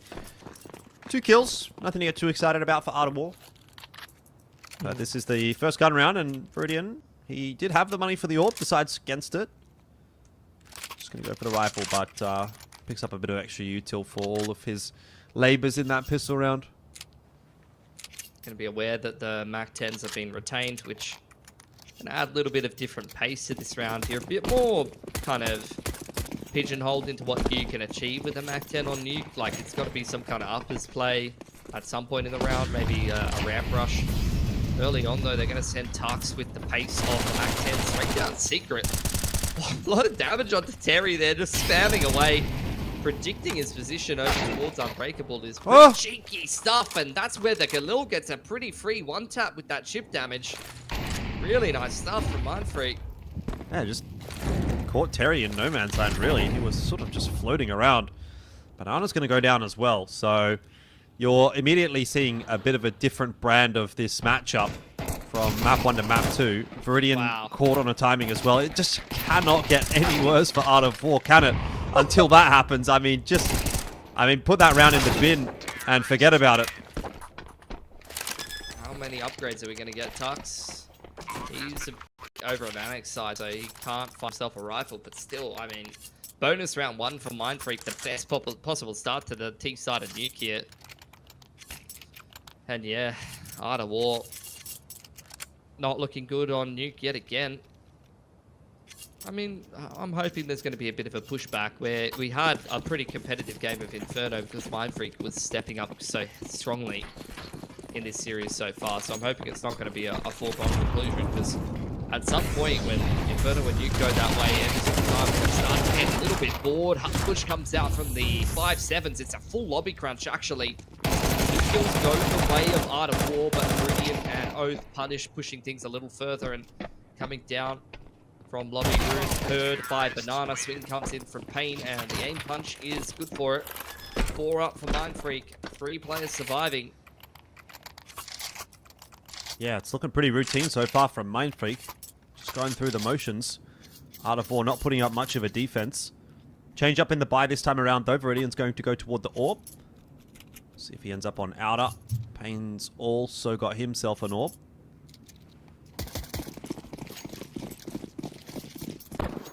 Hasn't been a great start for Art of War, but it is still a salvageable half.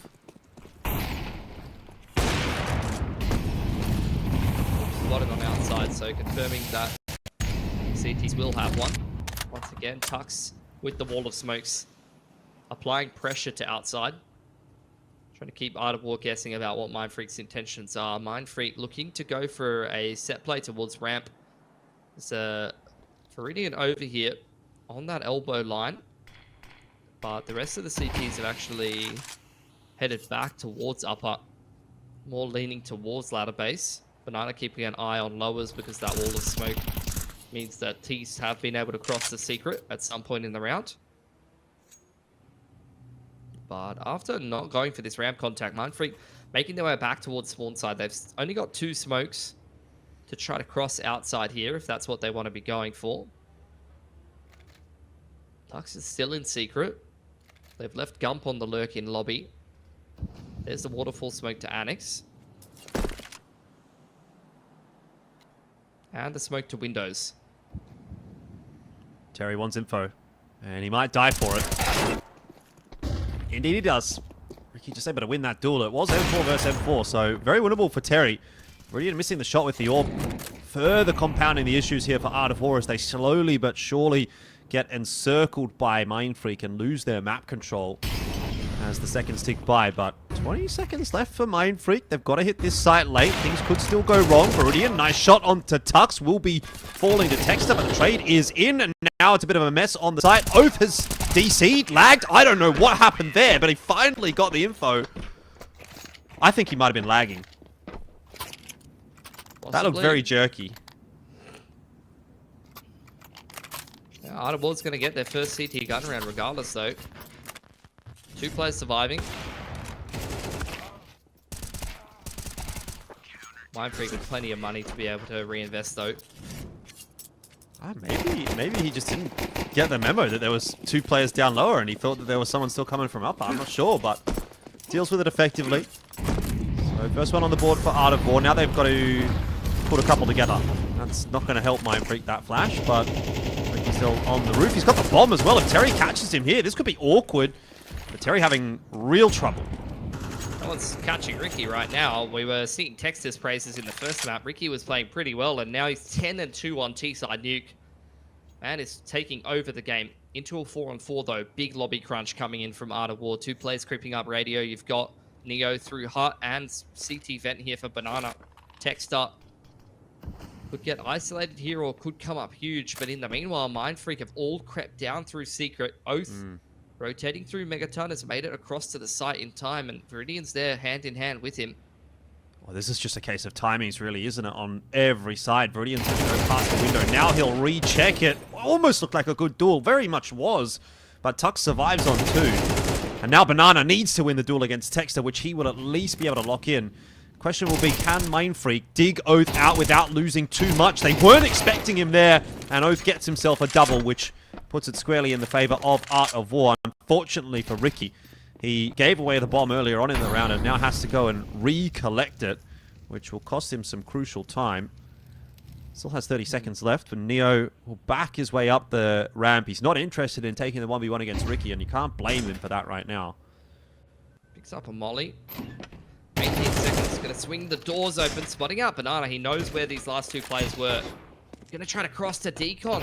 12 seconds. Is that even enough time to make it to the upper site? 8, 7, 6. No! Oh, he's made it up the vent. I think he might have had it, but he's just missed it by a half-second timing. Banana would have secured it no matter what, let's be honest, though. Even if he plants front sight there, Banana would have come up the vent and killed him. So I think he... not quite enough timing there, but Yeah. I think Ricky's still doing a lot of damage to that CT economy. Is quite relevant. Yeah, at the end of the day, he's taken away 2 guns, so I think you can at least take something out of that situation. And Art of War don't take any guns through to the next round. This was really nice from Oath. Just a nice little change up in position. He's had a couple of good multi-frags so far this game. Right, Mindfreak finally out of money. So is Art of War. Into a pretty big swing round here. Once again, wall of smoke across the outside. You've seen this every round from Mindfreak so far, but this time instead of a 4-1, it's going to be a 1-4. The majority of these players on outside, even Gumps on silo, not a single player inside lobby. They're creeping out onto the line, actively looking for duels against the CTs. Off angle from Terry. Flash goes into Annex, actually catches him off guard. That master footsteps inside warehouse, but he's still able to react well enough to kill Tux. Texter trading it. So they know there's a lot of T's on outside here. Yeah. Terry's very lucky to have gotten away with a kill there, though. I mean, his timing is looking not quite on at the moment. Out of his position, which is quite crucial on Nuke. Ricky down to 11 HP, has copped a bink. Flash for Texter. Oh, that is picturesque from Mindfreak. Absolutely perfect util usage. Oh, Banana going to be kicking himself for missing that one. He wants to go for a little bit more. It would be a mistake. Now he's getting utiled out. And eventually loses his life to Ricky, which was the player that he should have picked up for free. Round's kind of fallen by the wayside for Art of War. And with that, again, the control of the half is very much going to swing in the favor of Mindfreak. Yeah, this is going to be a pretty hard economic reset. Back down onto lower. M4 picked up by Viridian. You're just going to try to save 2 rifles here as Art of War. That's the best possible outcome at this point in the round. 14-2 for Ricky.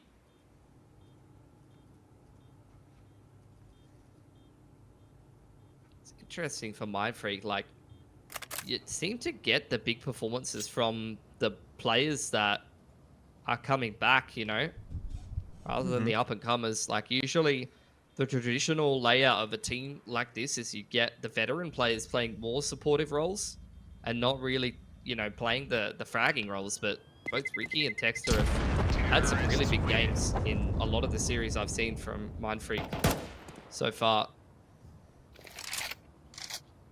Tuck's obviously doing the majority of the IGL duties.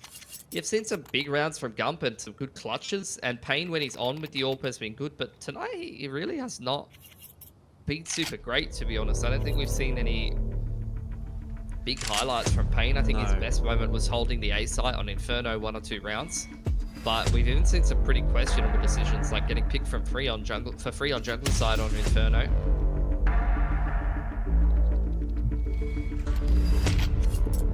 Yeah, attack timeout being used here for Art of War, trying to have a bit of a chat about what they want to do here. They've got 2.9k loss bonus, so you don't really want to be going any lower than about 2k in terms of your investment. If even that. I saw Banana invested in a 5.7. He's now since sold it. Neo's holding on to 1. They're thinking about whether or not they want to put any more behind these 2 saved weapons. Terry's going to be given the M4. Viridian will roll out with just the USP. But he does have a flash. See if Oath and Terry can maybe make something happen with these 2 saved rifles. It's not looking too good for Art of War if they aren't able to do so.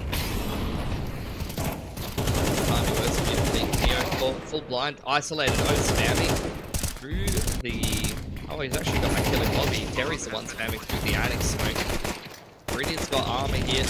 Banana going down, gets glocked by Ricky. This man's got plot armor right now, 16-2. Even in some scenarios you'd swear he should go down, he's still coming up the goods. That's off angle from Terry. That'll learn him an AK, and Viridian can actually try and go and retrieve that M4. So some guns on offer here for Art of War to try and min-max the economy game. Actually, that Annex smoke is going to help him get his hands on the M4 here. But they're still getting pounded 6-2. Mm-hmm.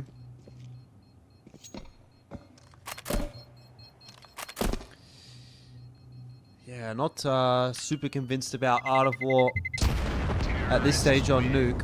It's definitely looking like a 3-mapper.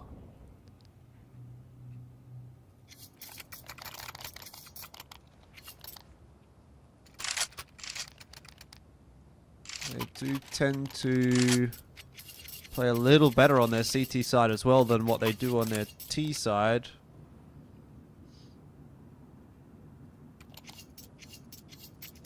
Yeah, Orbs out for Viridian again here.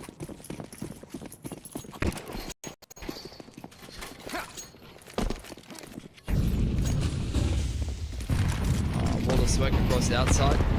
Tux is over here. This time, a bit more commitment to outside. Orbs over here. You got Terry under silo, so very much looking to try to find a kill here. Tux is sticking around, and the rest of Mindfreak going to make their way over to outside as well here. So this fight on outside could potentially be around defining. You got to be winning this round if you're Art of War. Keep yourself in the conversation, otherwise Mindfreak is just going to continue to run away with things. And Dux has spotted out Terry. That's a perfect time for Viridian to be peeking. He gets the freebie onto Pain. Ends up actually being the trade for Terry. So far, so good for Art of War. Now Viridian does need a bit of help, and I don't think he's going to get it based on the position of these Art of War players. Banana's sort of lurking around. Yeah, ramp control has now been lost, and Viridian goes down as well as Banana. They just get a bit too antsy on Outer, and Mindfreak, the patience is rewarded.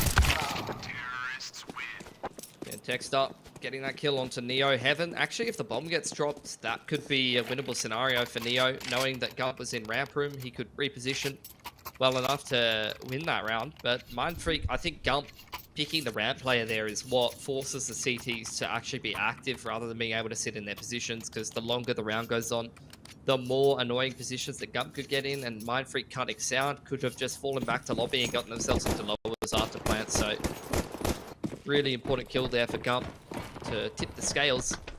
Another buy here for Art of War though, maxing out the loss bonus. A little bit of extra cash in the bank allows them to go for it. Oh, Gump, unbelievable. Through the fire there. Just a little bit too much effect detail being the difference maker. I'm not sure if that's still a thing in CS2, but at least in CSGO, when you were close to the Molotov, you had better vision on the player further away from it. So if that is still the case, that pick with the 8K is a perfect example of abusing that mechanic.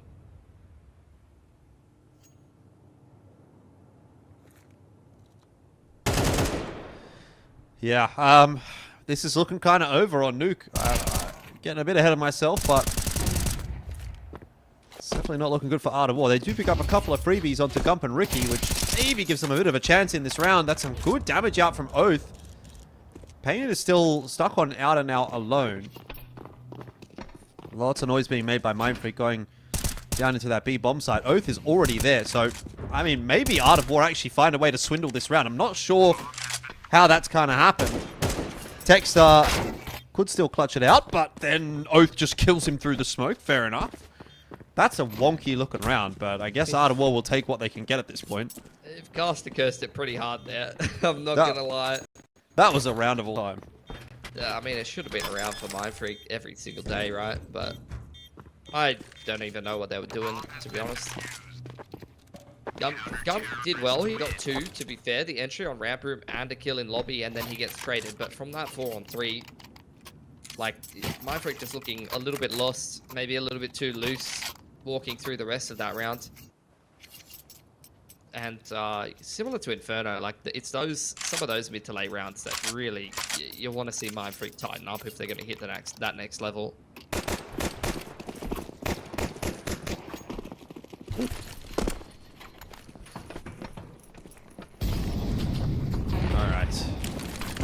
Art of War. Could they salvage it and get 5? Give themselves something to play with? Maybe not. Not by the looks of things. Terry is just getting bullied. Time and time and time again on Outer. Now Banana pre-firing that angle using all of his bullets. He somehow still got 2 kills. I don't know how Art of War are getting half the kills that they're getting, but they are getting them. And that's giving them some chances in these rounds. Now Viridian's going to have to check Outer. In that meanwhile, Neo's jump spotting on the site. Mindfreak are going to know exactly where he is, and that'll be a freebie for Gump. Viridian does peg 1 back and puts it into the 1v1. In-game leader versus in-game leader. He's gotten off the ladder silently. Yeah, both of them cutting sound. Tuck's expecting a bit of a reposition, maybe. Viridian's going to second-guess himself, go back up towards Heaven's side, and Tuck's just quite happy to tuck himself next to the hut, play the off angles, but the longer that this takes for Viridian, he knows that Tux has to start to be worried about the walk-through radio room, and that's exactly what you're seeing here. Tux, he has to readjust his position. Goosh comes through, and the leg. Both players doing a lot of damage. There's the drop that's probably been heard by Tux, and great crosshair placement secures it for Mindfreak, but a very winnable scenario for Viridian. Yeah. And very aware of the timings that the T has to respect there. Just got the timing off by half a second there, Viridian, and it's given Mindfreak one more round, a chance at 9.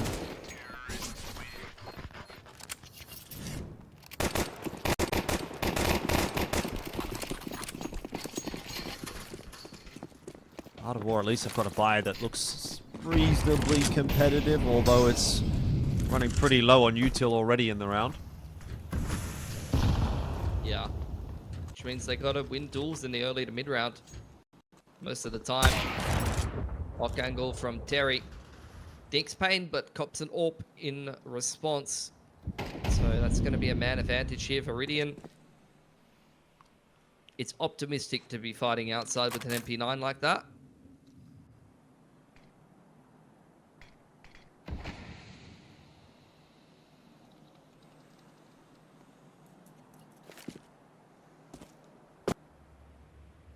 Mindfreak, slow it down.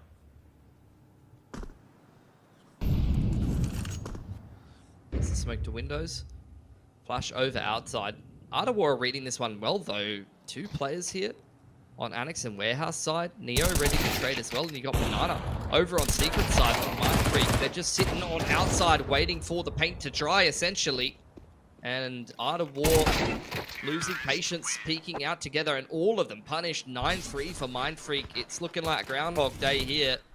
Very, very dominant performance on the T side so far. Yeah. I mean, again, Mindfreak, they would perhaps still be thinking a little bit about Inferno and how easy this series could have been had they actually picked that first map up. Now, though, it's really only the start of the job for Mindfreak tonight. Like, yeah, you're getting through your map pretty nicely, but you're only through the first half of this second map, and still a lot of work to do when we come to Ancient, if we get there, which it seems like we will. The way things are going, Art of War need a big second half to 2-0 this series.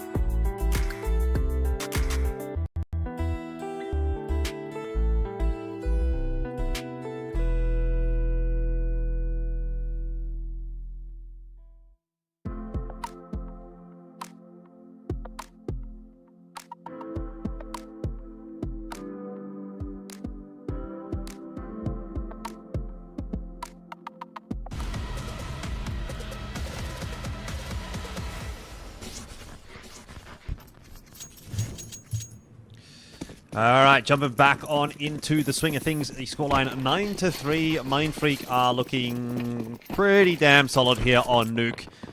I have to say, it seems like Art of War are kind of just waiting for Ancient at this point. Ricky in a bait position. Payne looking like he's making it seem like they're on elbow retake. He's actually the one to get the kill on the cross. Ricky gets reacted to very fast. Good little trade there from Oath. On the cross, though, is Banana. Terry's made it out of Squeaky, and Gump was not ready for that. Payne now trying to buy time on the site. His two teammates are both in lower. He's the only one in upper, but the spacing is all over the place from Art of War. Barrel spotted out from Viridian. Oh, now they're throwing open the door, playing silly buggers, but the T's still can't find the right avenue to get in until Oath comes through the heaven flank. Yeah, I mean, it's going to be a pretty big task for Oath to try to win this round. He's going to drop. That, of course, has been heard, and Texter spotting that out as well with a little bit of a jiggle peek there from Annex. 1-on-2, low HP, 37. And he's got less than a minute now to work with his every move being tracked by Mindfreak.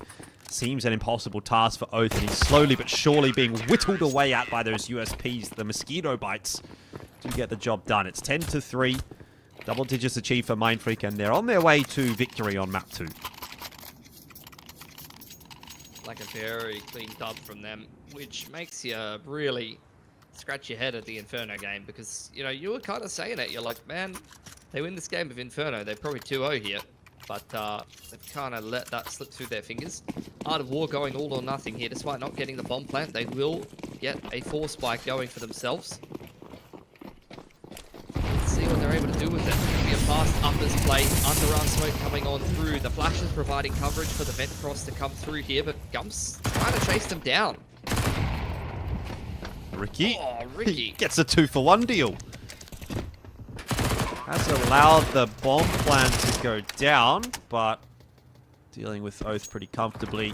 And Banana, as of yet, not spotted by Tux, apparently. I think that might have been Tux just looking in the wrong direction, because he was definitely on his screen, on my screen. Round 1 for Mindfreak. It's not a big concern, I guess, losing that M4. You'd obviously prefer not to, but you're up 11-3. How mad can you really be at this point? Surely get the buy through from Art of War, and indeed they will. Could even, with that M4 save, get a drop over from Banana, give one of his teammates a little bit more util. But yeah, I don't know how much it's really going to help. They are kind of getting stomped. Getting Giga stomped right now. We're going to take a tack timeout. Indeed, Banana did drop an 8k across to one of the other boys, looks like. So that will definitely help things a little. Viridian calling a tack timeout and doing his best taco speech. Yeah. We're down 11-3. So what happened? We lost the map. We lost 13-3. Yep.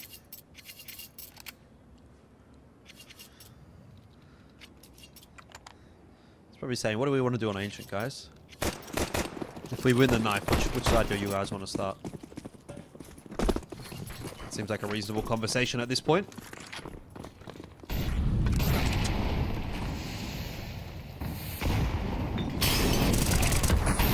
Exchange back and forth. Texter's going to dive into door. Already starting things off well for Mindfreak, and whatever Art of War discussed in their pause has already been disrupted and is starting to fall apart a little.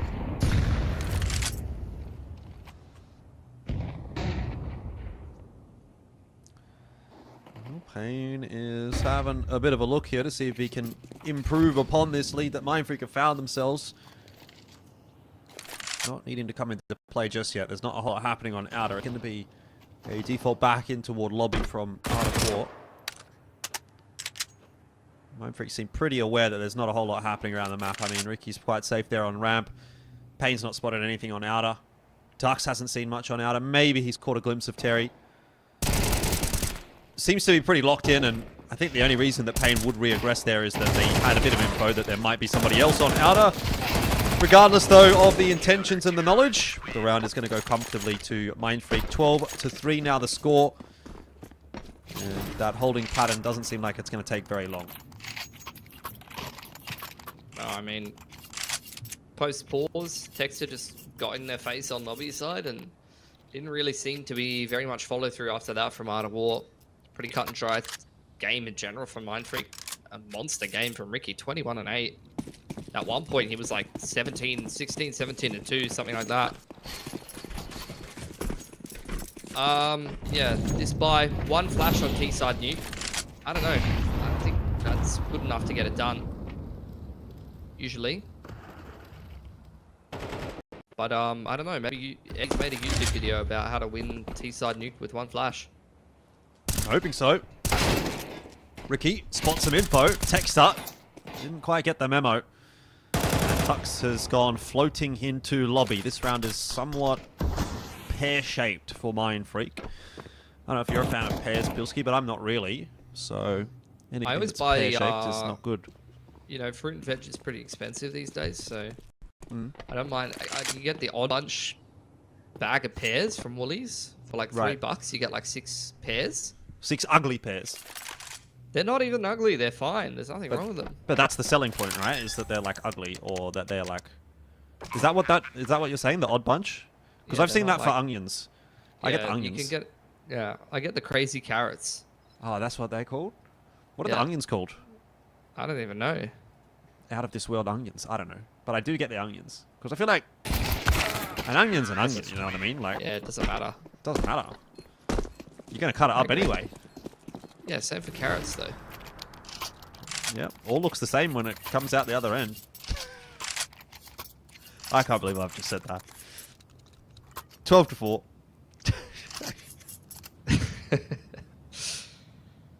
That's the kind of joke my dad would make. I think that's me getting to 30 years old and just saying whatever. Yeah, very virile. It's all down here. It's all downhill at this point. Yeah. Pain. He's got the AWP out. You got a hero rifle for Tux as well. Looks like both of those players are fighting outside, but both of them are locked behind a bunch of smokes, so probably not going to get much of a chance to put his rifles to use this round.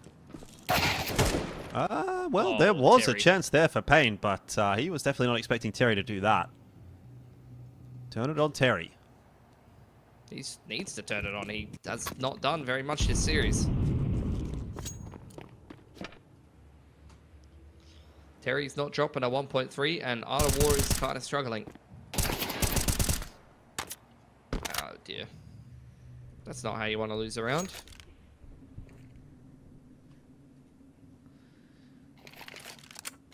Yeah, well, it's not over yet for Art of War, but it is slowly getting that way. Texter, a bit worried about ramp. He doesn't need to be.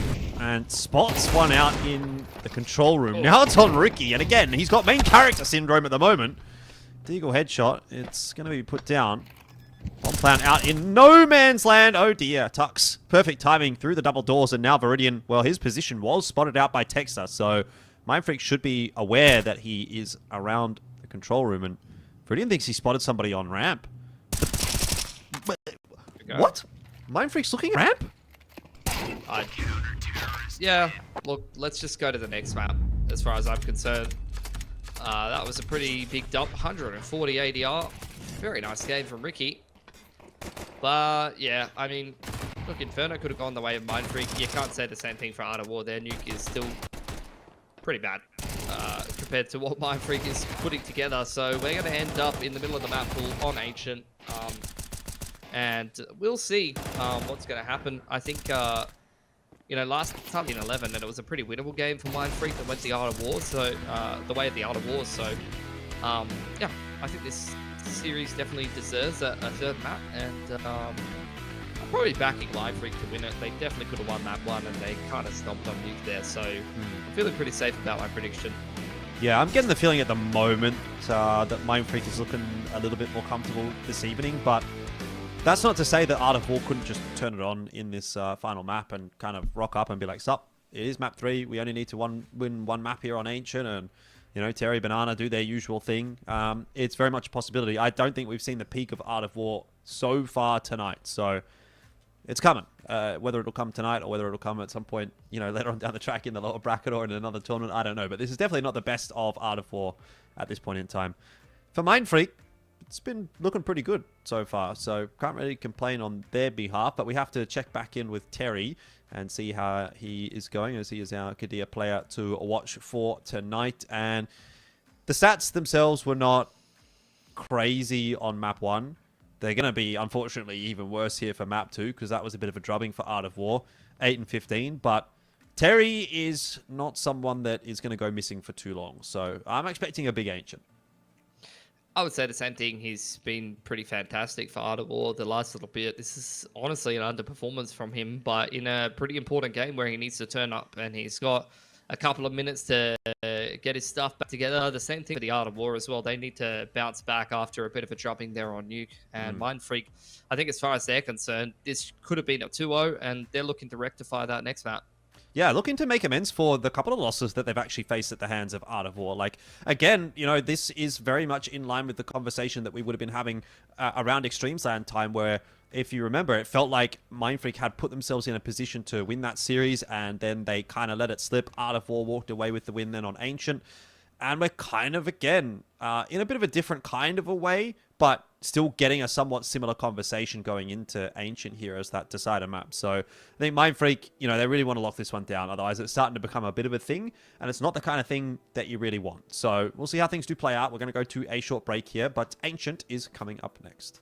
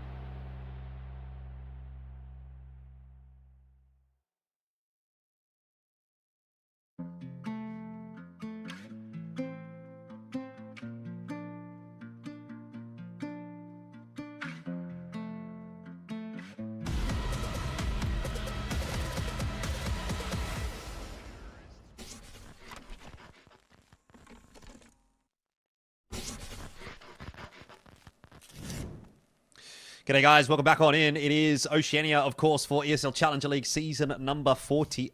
Scoreline 1-1 between Mindfreak and Art of War. What else would you expect at this point in time, Pilski? I think this is pretty much how this series has always gone, maybe will always go. It doesn't seem to change up all that much. And again, we're going to be going towards Ancient for map number 3. Now, you, in the lead up to that break, kind of gave me the indication that you have a bit of confidence, have a bit of faith here for Mindfreak. And I don't blame you for that. I think they've looked like maybe the slightly better team on the eye test today. I'm not really getting the sense that Art of War is bringing their 100% A game. But then again, you know, could you say the same for Mindfreak? Probably leaving a little bit to be desired there on Inferno in particular. Either way, we find ourselves with a pretty neutral third map. So I think anything could really happen here. Yeah, I'd agree with that. I just don't really feel like Art of War have really been on their A game today. And Terry in particular, he was our player to watch on Ancient last time around. Dropped like 110 ADR, 24 and 15 for them to win. Panana also having a really big game for Art of War. So need to see those guys stepping up pretty hard. It was actually Gump and Tux to do the majority of the heavy lifting for Mindfreak last time around. And Payne had a bit of a rough series in the previous series, and today again haven't really felt like we've had a lot of impact from Payne either. So look, a lot of players to kind of keep your eye on heading into this. I think we saw Mindfreak 11-10. Oh, I remember that series now. Mindfreak were up 11-10 on Ancient last time around T side, and it was a kind of case where Mindfreak had plenty of cash on the T side. They'd won 4 in a row, up 11-10 with plenty of money to be able to close out the game. And then Art of War won 3 gun rounds in a row on CT side, which is pretty uncommon. Like, you're usually going to see the T side team reset them at some point and either at least force OT, if not win the game. So that was a pretty surprising way to end Ancient last time around in a position where Mindfreak probably should have won it. I felt a similar kind of storyline on Inferno here today, where I felt like Mindfreak probably should have been able to win, and Art of War was somehow able to make it work. So look, we'll see what we're going to get this time around. Last time, Art of War did start on T and Mindfreak on CT. So, yeah, we'll see how the knife sides and all that kind of stuff goes. And, yeah, who's going to come out ahead this time? Yeah, definitely. I mean, knife sides on Ancient, I want to say I don't think it matters hugely which side you're starting on here. I think both teams have a reasonable grasp of what they're going to want to be doing here. So it shouldn't play a huge factor, I would expect. But yeah, we'll just have to wait and see. I mean, I think at this point it kind of comes down to have either of these teams kind of learned something about one another or picked up something about Ancient that they're ready to sort of take and run with. Because so far it has been Art of War that have had the better of Ancient between these two. And Mindfreak, I think, will probably be a little bit disappointed to hear that, because it was a close scoreline. It was a map that they looked like they could potentially win in that Extreme Zone qualifier, and eventually did let slip. So yeah, I mean, there's a conversation that we were having in that video at the start, and we were saying, well, I think Mindfreak will look at this and say, we are decent enough on Ancient to take that away from Art of War. It's just about executing on our game plan and see if they're going to be able to do that here, as they will look to lock themselves in for an upper bracket final against FlyQuest. I mean, for both teams, that feels like a bit of a doomed kind of a matchup, but, you know, you got to have your crack and see how things go, and helps you out a little bit down in that lower bracket as well if it does come to that. So Mindfreak to start on the CT side by the looks of things, and Art of War with a little bit of util here in the back pocket for Viridian. Yeah, so same starting sides as the last time these two teams did play Ancient. Gump going to peek dry into A main, spots out at least 2 players. Try to bait them into text up, boosted up with the dualies here. We'll see if Art of War do bite it. Well, Gump, head banged off. Not quite, but he's like nearly headless Nick from Harry Potter. Let's just put it that way. Art of War are not going to commit off the back of that. They've actually done a pretty good job of bleeding out the vast majority of the Mindfreak util, and they've still got a lot of time here on this T side to play with. Yep, the dry walk through Donut. Gump spotting that out. Beautiful crosshair placement despite being low HP. Still able to find some impact here, and a pretty good read for Mindfreak. They've settled things back to a bit more of a natural looking rotation. Texter still hasn't been tested up top. Out onto the line. They don't check him at all, but he's having a tough time connecting these shots with the dualies. How is he not being cleaned up yet? Everyone's whipping their shots. To be like that sometimes. Oath is going to fake the plan. It draws out a massive peek from Mindfreak. and it will work out nicely. 1-0 for Mindfreak. They begin the campaign on Ancient with a dub.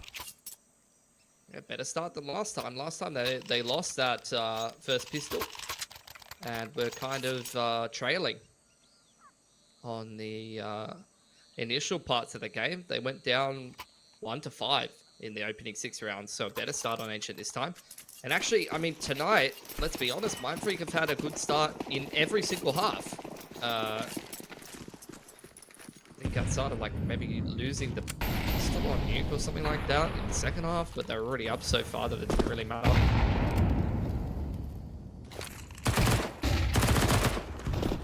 Well, that flash is going to catch Ricky in the face, so he's not able to punish too much with the MP9. Texas going to have his own crack and Pain. This is the perfect setup. It's like a blender that Art of War have walked into. A giant human-sized one. Bit grim, but, you know, MP9's getting the job done. 2-0 for Mindfreak. Obviously not going to be looking to upgrade these guns, which will mean going into round 3. We've got a bit of a bonus situation here for the CT side. Yeah, and that's something that Art of War is going to be well and truly aware of. Wouldn't be surprised if we see some slower pacing from them, or maybe like just straight up an A execute. Need to be aware that Mindfreak wants to pick the pace up, and that usually comes in the form of fast mid control or some kind of like set play down B when you're running it down and kind of crunching shelf. At least in this case, it is going to be aggression over here on the shelf side. And Tuck still finds the opening pick, traded by Terry, but here's this B ramp, second wave of aggression. Smoke to the bottom of B ramp.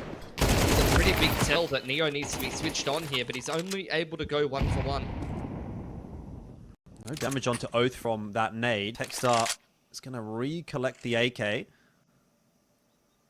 and hope that that smoke's not going to fade. So he'll be able to get out okay. Bomb's still somewhat in control for Mindfreak here, and Pain, oh, just got to get back around the corner now that he's got the info, giving away his position. Still sort of playing with Viridian, and oh, that's worked out perfectly. It's a bait and switch for Gump, who isn't quite able to double down, but does do a lot of damage to Oath, and Techstar is going to get the old bait and switch going again. Poor old Oath. No idea. I spotted B round. I mean, they weren't ready for him, and he's not ready for Terry. Very, very messy round. Whether Mindfreak wins this 1v1 or not, they're going to be happy with the result. They've inflicted so much damage on the bonus here. Terry trying to hold on. Got to retrieve that bomb. Mindfreak well aware that that was where it was last positioned, and now Pain being the 15th person to go through Cheetah to shelf side this round.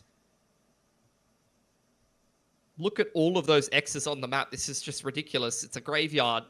Bottom of B ramp and shelf side. I mean, at this point, down. Terry's got to have no idea where Pain is.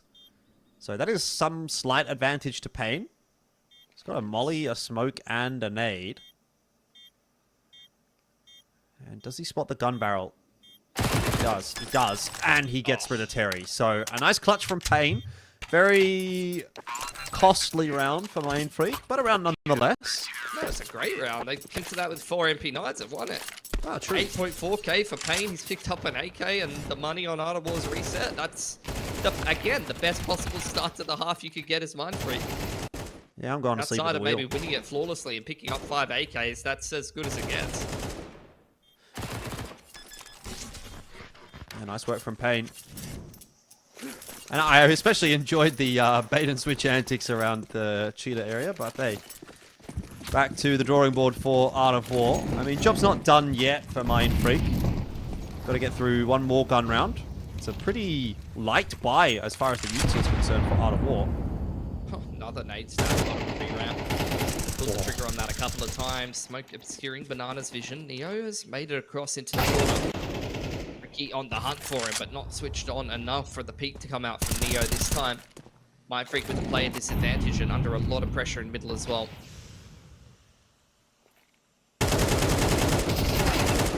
Pain, good for one, but not the other. And now the swing has to come through from Gump, which is going to be at least an equalizing kill. In terms of control of this round, though, you'd have to put that in the shoulders of Art of War. They have taken the B site. And they're going to get a very nice post plan here. And they're going to get a very nice open plan as well if they want it. Deciding not to. Oh, Neo. Got a round from him. 3k. Nothing but headshots. Gump just going to turn around and save. Good reply from Art of War.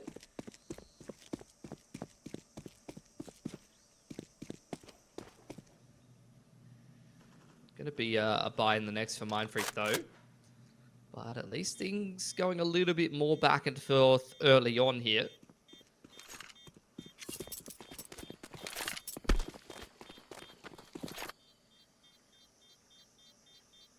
This is where Pain can get the AWP out.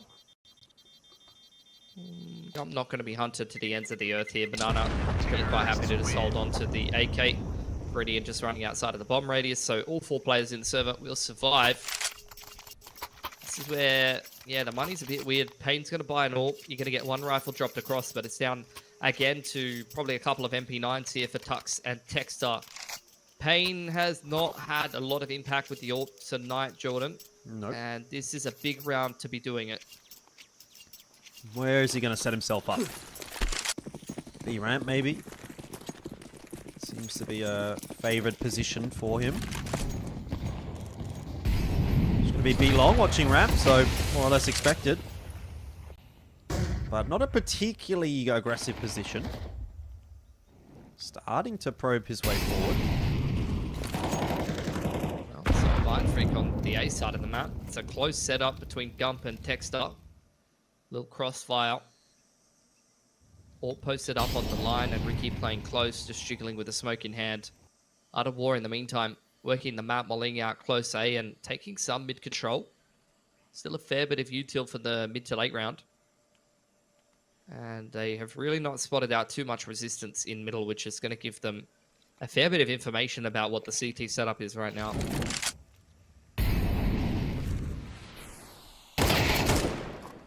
Oh, great shot again from Banana. Ricky punished for a second time trying to walk down the ramp. Yeah. Something that Mindfreak might have to change up. Dropped a smoke behind him. Pain now on this line. Needs to come up huge for Mindfreak, and he's started well. And the A push there. Beautiful shot from Texter. Triple ding with the MP9. And now Art of War, 35 seconds on the clock. They've lost all A control. They know the AWP was over towards Cave. They're going to try to avoid it. Going back to middle. Gump in a decent position to rotate through Red Room. Texter has taken A main control and can hear these footsteps. He's calling for the rotations now. Yeah, he's been a bit of an MP9 demon, this Texter lad. Not sure where they found him.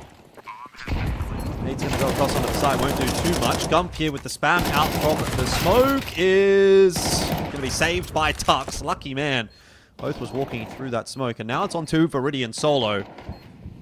That is looking like wishful thinking at this point, but he's going to give it a crack. He's got a couple of flashes to play with. Slowly but surely, Mindfreak are clearing the site, and there's only one place that he can be, and so Tux is set up, ready, and waiting for that one. Luckily, he was full HP. Otherwise, Viridian might have been on for something there. It's a 4-1 scoreline, though, for Mindfreak. And Art of War are slowly but surely finding themselves in a bit of a sticky situation. Reinvestments there from Art of War, though. Mindfreak holding on to a lot of guns there, but this player's getting quite low. So quite fortunate to come through that round with so many guns up. A couple of upgrades in there as well.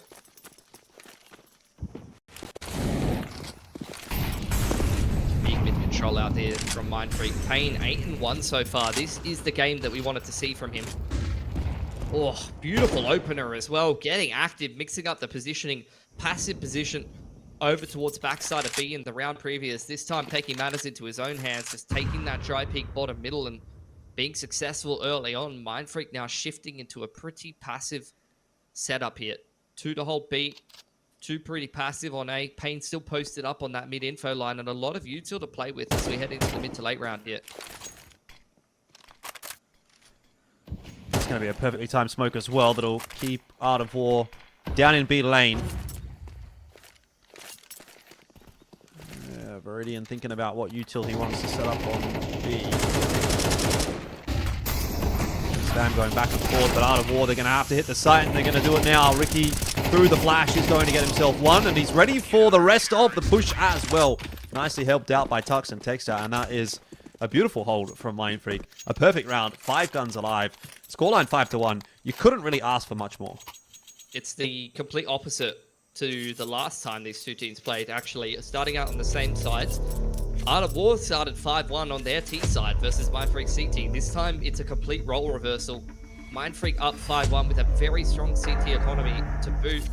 And that round really looked like kind of what I was criticizing Mindfreak for on their game of Inferno. Like, first pick loss from Art of War, a pretty uninspired mid to late round that they called trying to go for that B set play.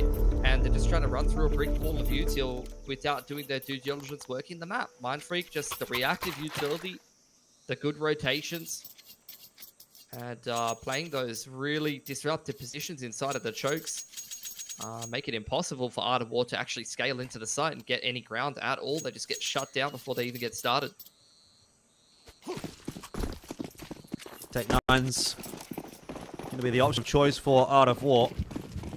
Get faster play towards B. That's where they're headed, and they're going to have to go through a lot of util if that's what they want to do. Couple of mollies. Stack. Oh, it might hit this time. Oh! That is juicy. They've thrown that a couple of times now, and this time it's finally worked out. Well, nice start to the round for Mindfreak, and probably a nice end to the round as well, quite frankly. Don't see Terry and Viridian coming back from that. Bit shell-shocked, maybe. They got some PTSD.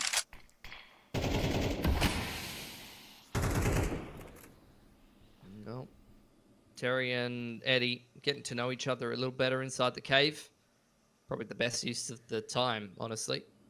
A little bit of rapport building, because you're going to need some pretty strong chemistry. Get the boys together to try to compete this comeback. Bit of a nightmare situation, honestly.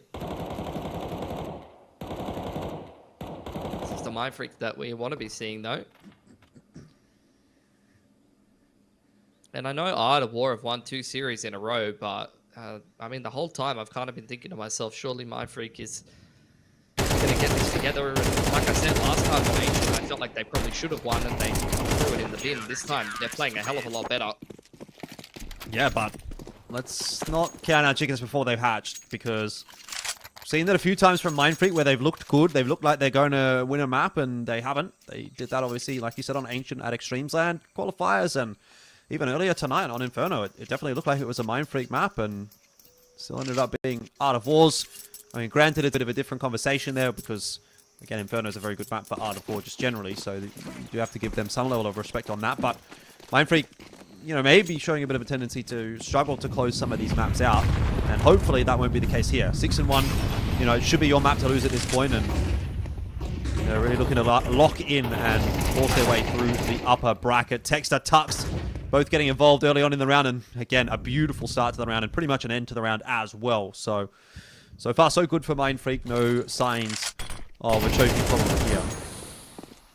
That could be an important kill, though. Able to get into the big side now. Molotov going to the zone, pain back a little bit. Banana hears the shot and dives forward, even on 5 HP. It's a confident peak to be taking. Very winnable 2-on-3 now. Tux and Texter walking their way through B ramp behind the smoke thrown earlier by Ricky. It should dissipate any moment now, and come spotting a player out as well.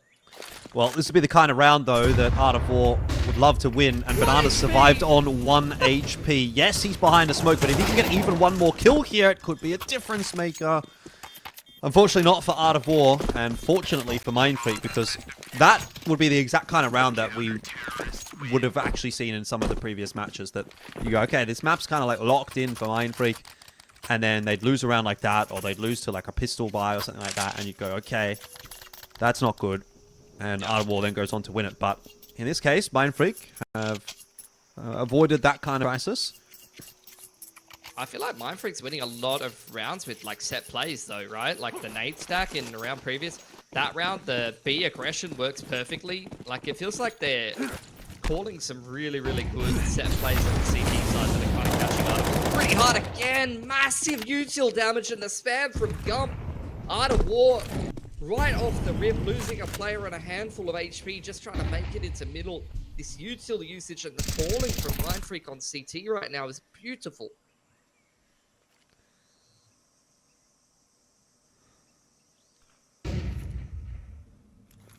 I'm happy to just jiggle Donut and see if there's any info to be spotted.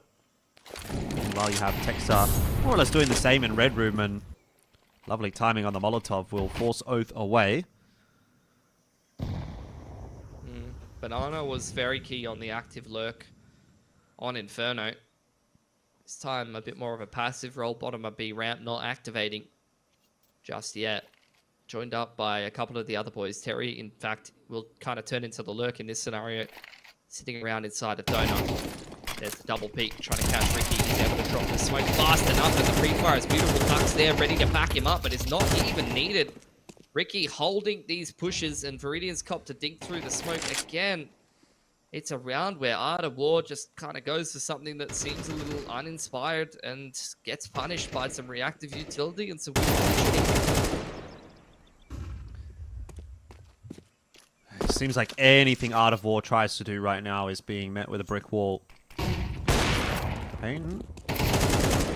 We flashed out of his position and now under pressure, actually. This is starting to fall apart. Pain had to land one of those shots. Now we're back to 2-on-2. Tucks around the corner, luckily on the timing.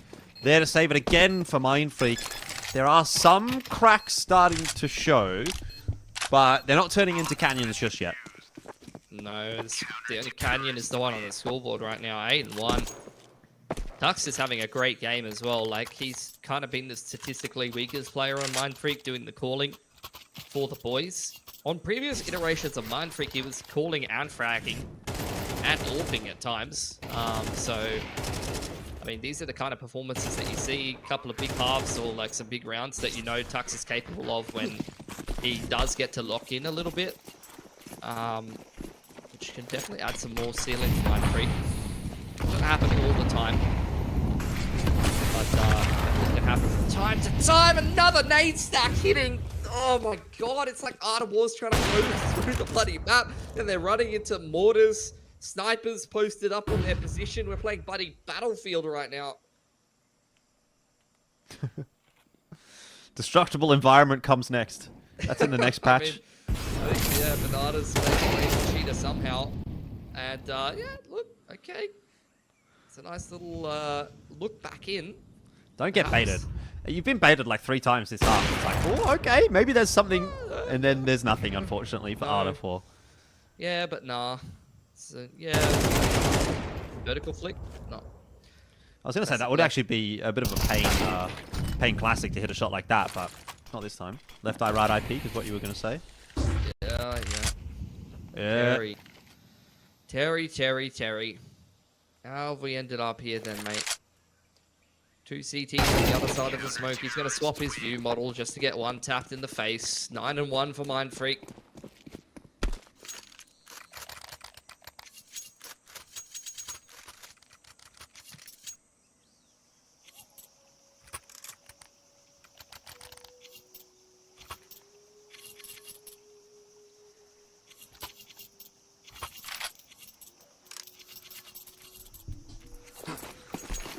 Alright, well, back to it for Art of War. Unfortunately, the pain train don't stop. I mean, it's not even just Pain, really. Tux, Ricky, and Tex are all doing really well for themselves. Gump is playing support act, and again, more nade damage. I thought Banana was going to die out of the triple nade. Gump, underarm flash is beautiful, catches 2. He's going to throw the same one again. Why not? Banana. Catch one on the lurk, but they're out, eh? I mean, they're out B as well. They're out. They're out as much as they can be out. What is going on? What is going on? Yeah, Art of War have got around. That was a round. That was a round of all time. Yeah.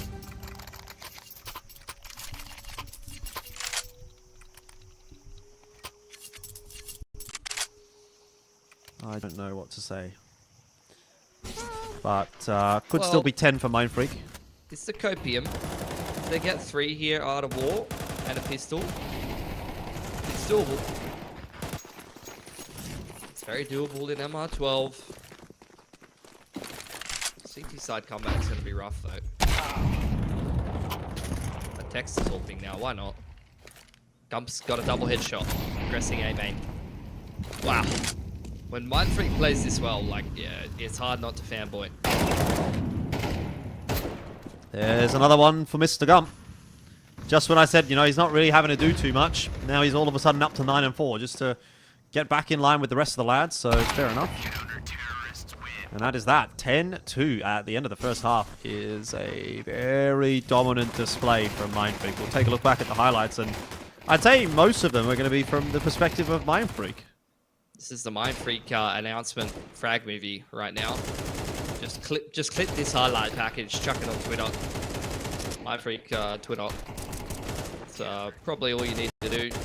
What a great CT side, and it wasn't just the fragging, it was also some great setups, some great util usage, showcased by Mindfreak, changing up the narrative from the last time these two teams played on Ancient. Let's see if they can close it out after the break.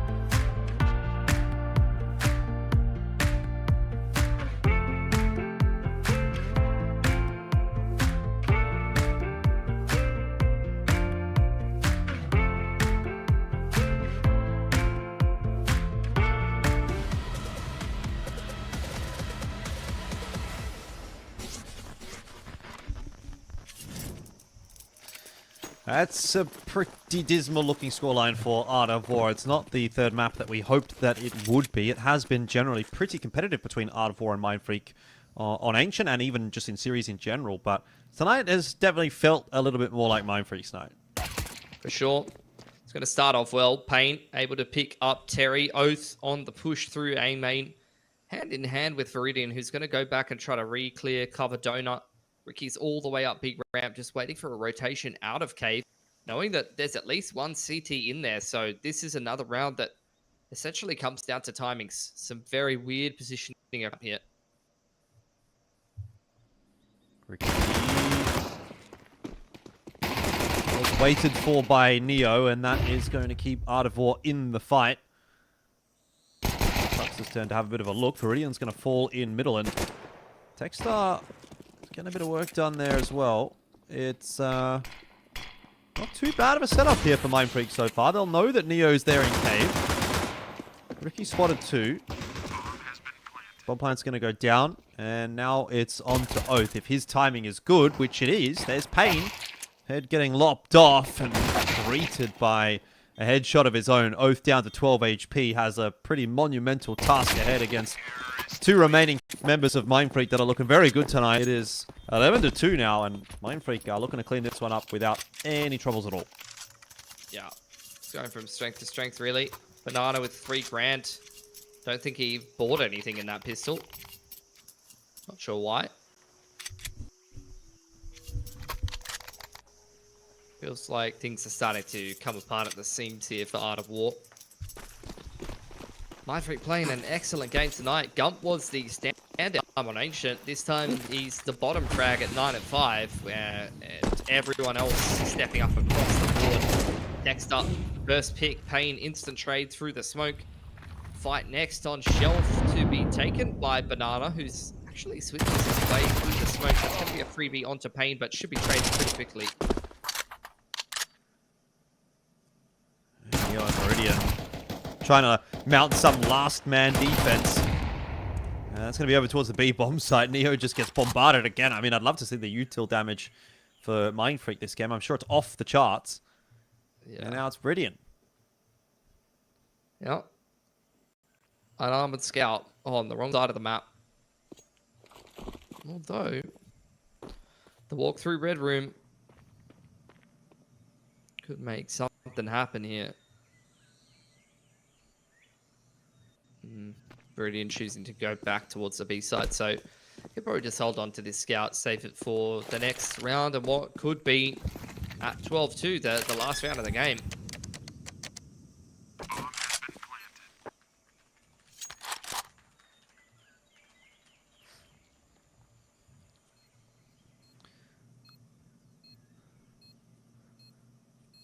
I don't even know what I'm hoping for here. I don't think Meridian really knows. Needed some good clean headshots and he didn't get them. 12-2. Speaking of good and clean, it's looking like that is Mindfreak's mantra today. There's barely any money for Art of War. Mindfreak up 10 rounds the advantage. Surely this is it. Surely this is the time for Mindfreak to get that elusive win over Art of War. Yeah. A very dominant win, a bit of a statement win as well after conceding a couple of series to them in a row. Last one, as far as I'm concerned, should have been one that they were able to win. Gump's trying to bust out middle, running through a Molotov and sprayed down by the MP9s this round. And not starting the way that Mindfreak would have wanted. Little one tap on the MAC-10. Tux makes it look like a rifle. Banana trying to slip out cheater on the timing. At least Neo's able to trade from top side of B ramp. So Mindfreak, a player down. Little bit of mid control. Going to go back through the middle of the map, expecting Neo to push down B ramp. Next to time this correctly. Not quite. Ain't not able to trade either. Art of War staying alive. Yeah, in the most Mindfreak fashion as well, isn't it? It's like, yeah, that's the round that you lose. Of all the rounds, that's the one. Ricky's keen for it. So is Tux. Guess that's the IGL stamp of approval that we're forcing into this round. I mean, it's 1900 loss bonus. Gump only has 1900, so you won't be getting a great buy next round for him anyway. Try and put a bit of a smattering of a buy together here for Mindfreak. They're going to take a tack timeout. Have a chat about what they can put together with a buy like this. One way or another, they're going to get across the line. 9 in a row is a bit outside the realms of reality for Art of War. 19 and 5 from Tux. Everyone's had a pretty huge game tonight from Mindfreak. All of the old heads. Texter map 1 was pretty phenomenal. Ricky map 2, now Tux map 3. They're all taking turns, having a bit of a carry. Yes, sir.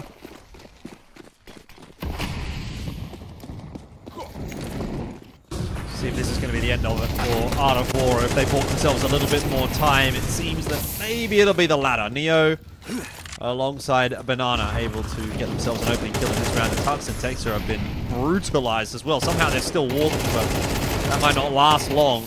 Jump through that smoke, not going to survive, and nor will Tux. So 12 still persists for Mindfreak.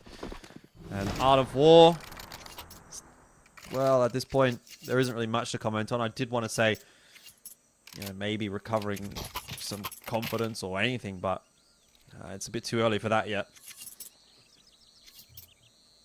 Yeah, I mean, they've earned themselves an anti-eco at least. And even in the gun round next for Mindfreak, unless they get a bomb plant, they're going to be lacking a little bit in the util department. Maybe have to go down to some gills. Mindfreak respecting the util bottom mid. Jump through the smoke and a bit of a shooting gallery. At least one kill being traded back. Payne having a tough time finishing his dinner.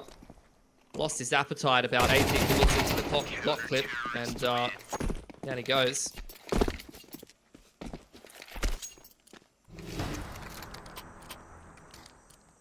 Buy round time for Mindfreak. So this is crunch time for Art of War. Got a little cheeky round win in there with the force buy. You get your anti-force buy win. And now it's gun round on gun round and Art of War if they are to make anything of this map and of this series. This is their first proper test on the CT side. Haven't given themselves a lot of room to work with, certainly, but gonna have to give it a crack. Art of War take mid control. Mindfreak are not interested. They are trending toward A. And Art of War have to be figuring that out pretty quick smart now. They've cleared out mid, they've cleared out lane. Ollie out onto A long there from Art of War. We'll delay the push from Mindfreak for a moment, and that allows time for the CTs to come across. This is going to be a real brawl. Here comes Mindfreak. Tux with the opener and Payne a trade. It's a decent enough start, and maybe a finish as well from Mindfreak. That's clean as a whistle from Payne. 2 kills on that entry to help Tux out. Bomb plant goes down. Neo, the last man standing, will need half of the smoke open, but there's really only so much they can do. Ricky's even trying to give him a bit of a helping hand. Flashing himself out into a 3-way crossfire. It does not seem like it's going to be the way that he gets to win this round or this series. As finally, Mindfreak will get over their rival. It's been a bit of a rivalry that's been developing here in the Oceania scene. And they do manage to dislodge Art of War, so scoreline now is 1-2 between Mindfreak and Art of War as far as series are concerned. Yeah, but in terms of momentum and the way that this matchup seems to be trending, you're starting to feel stronger and stronger for Mindfreak as they continue to improve and get a bit more of the map pool under control, is the way that it feels to me. I felt like they should have won that last series. The first series was a bit more of a cut and dry win for Art of War. This one was a stomp for Mindfreak. Make no mistake, they should have won Inferno. They threw that one pretty hard, particularly on the T side. I think letting that one slip through their fingers a little bit. The next 2 maps were not close at all. Mindfreak absolutely stomping in the reverse sweep, and that's a pretty promising sign. Yeah, the way that the scene's looking, you know, this is a surprising roster to come together. Not one that a lot of people would have expected to be on the cards, especially in, you know, the Oceanic scene. A lot of these former names coming back, and not just coming back for the hell of it, actually coming into some good form, showing us some impressive Counter-Strike again, and beating some pretty solid teams right now. But the reward for winning this matchup is playing the best team in the region, and I don't think anyone can touch FlyQuest right now. No, I'd say you're right. Obviously, bit of a tougher game for Mindfreak coming up, but they've got to sort of think about that consolidation final as well, and the possibility that, again, we don't know, not to confirm anything, but they have maybe gotten themselves a ESL Pro League slot already with that win. We kind of have to wait and see how things do play out with regards to that. But even then, they can lock that in for sure if they were to be able to win that consolidation final, make top 2 for that grand final, take one of the 2 slots available here for ESL Challenger League Oceania. Take a look again at the player to watch for that game, and unfortunately for Terry, it's been a pretty tough night. It was a pretty tough night for all of Art of War, but Terry unfortunately did not go positive on this map either. So, you know, you've got a bit of a track record building up here, Pilski. Last night you wanted to do Spine dirty, playing against Ailu. He got absolutely blasted, and now you've done Terry dirty. He's gone 37 and 50. Why have you done him like that? I mean, I'm picking the players that you need to keep an eye on for the winning, like for a team to win, essentially. Spine played bad, Romo lost. Terry, not a great performance, especially given the fact that he had a 1.3 rating coming into this matchup. He's played very, very well in the last matchup. In fact, in the last Ancient game, he went 24 and 15, 110 ADR. He was pretty much the deciding factor, or at least a very, very strong factor as to why Art of War was able to win that game. And you know, color me surprised that Terry hasn't played particularly well tonight, and Art of War hasn't looked particularly good tonight. So definitely someone that you have to watch if Art of War is going to be doing any damage. And yeah, like you said, tonight wasn't his night. In general, Art of War have really got to take a hard look at those couple of maps and see what they can improve on, because otherwise, for me, I feel like this is now a couple of missed opportunities at qualification spots. And if Mindfreak's improving this quickly and some of the other teams are starting to get their stuff together, you know, Art of War cannot let themselves start to fall out of form. Otherwise, they're going to go from a team that has been looking like a real contender to once again kind of falling back into mediocrity. Yeah, let's have a look at the updated bracket as well, and we'll be able to give you an update on the other match that happened tonight as well. That was Housebets and KZG. It went the way of Housebets 2-0. So Art of War and Housebets are running into one another yet again. And yeah, we're starting to get this little group of teams that's kind of jostling for position underneath that top spot. Obviously, FlyQuest out there in number 1. You'd probably still make the argument that Roosters there in number 2, even though they didn't manage to make it into the playoffs season of ESL Challenger League. But Mindfreak, Art of War, and Housebets do seem to kind of be butting heads quite a bit in these kinds of lower bracket situations, and it's quite interesting to see how that matchup's going to play out. That one will be tomorrow.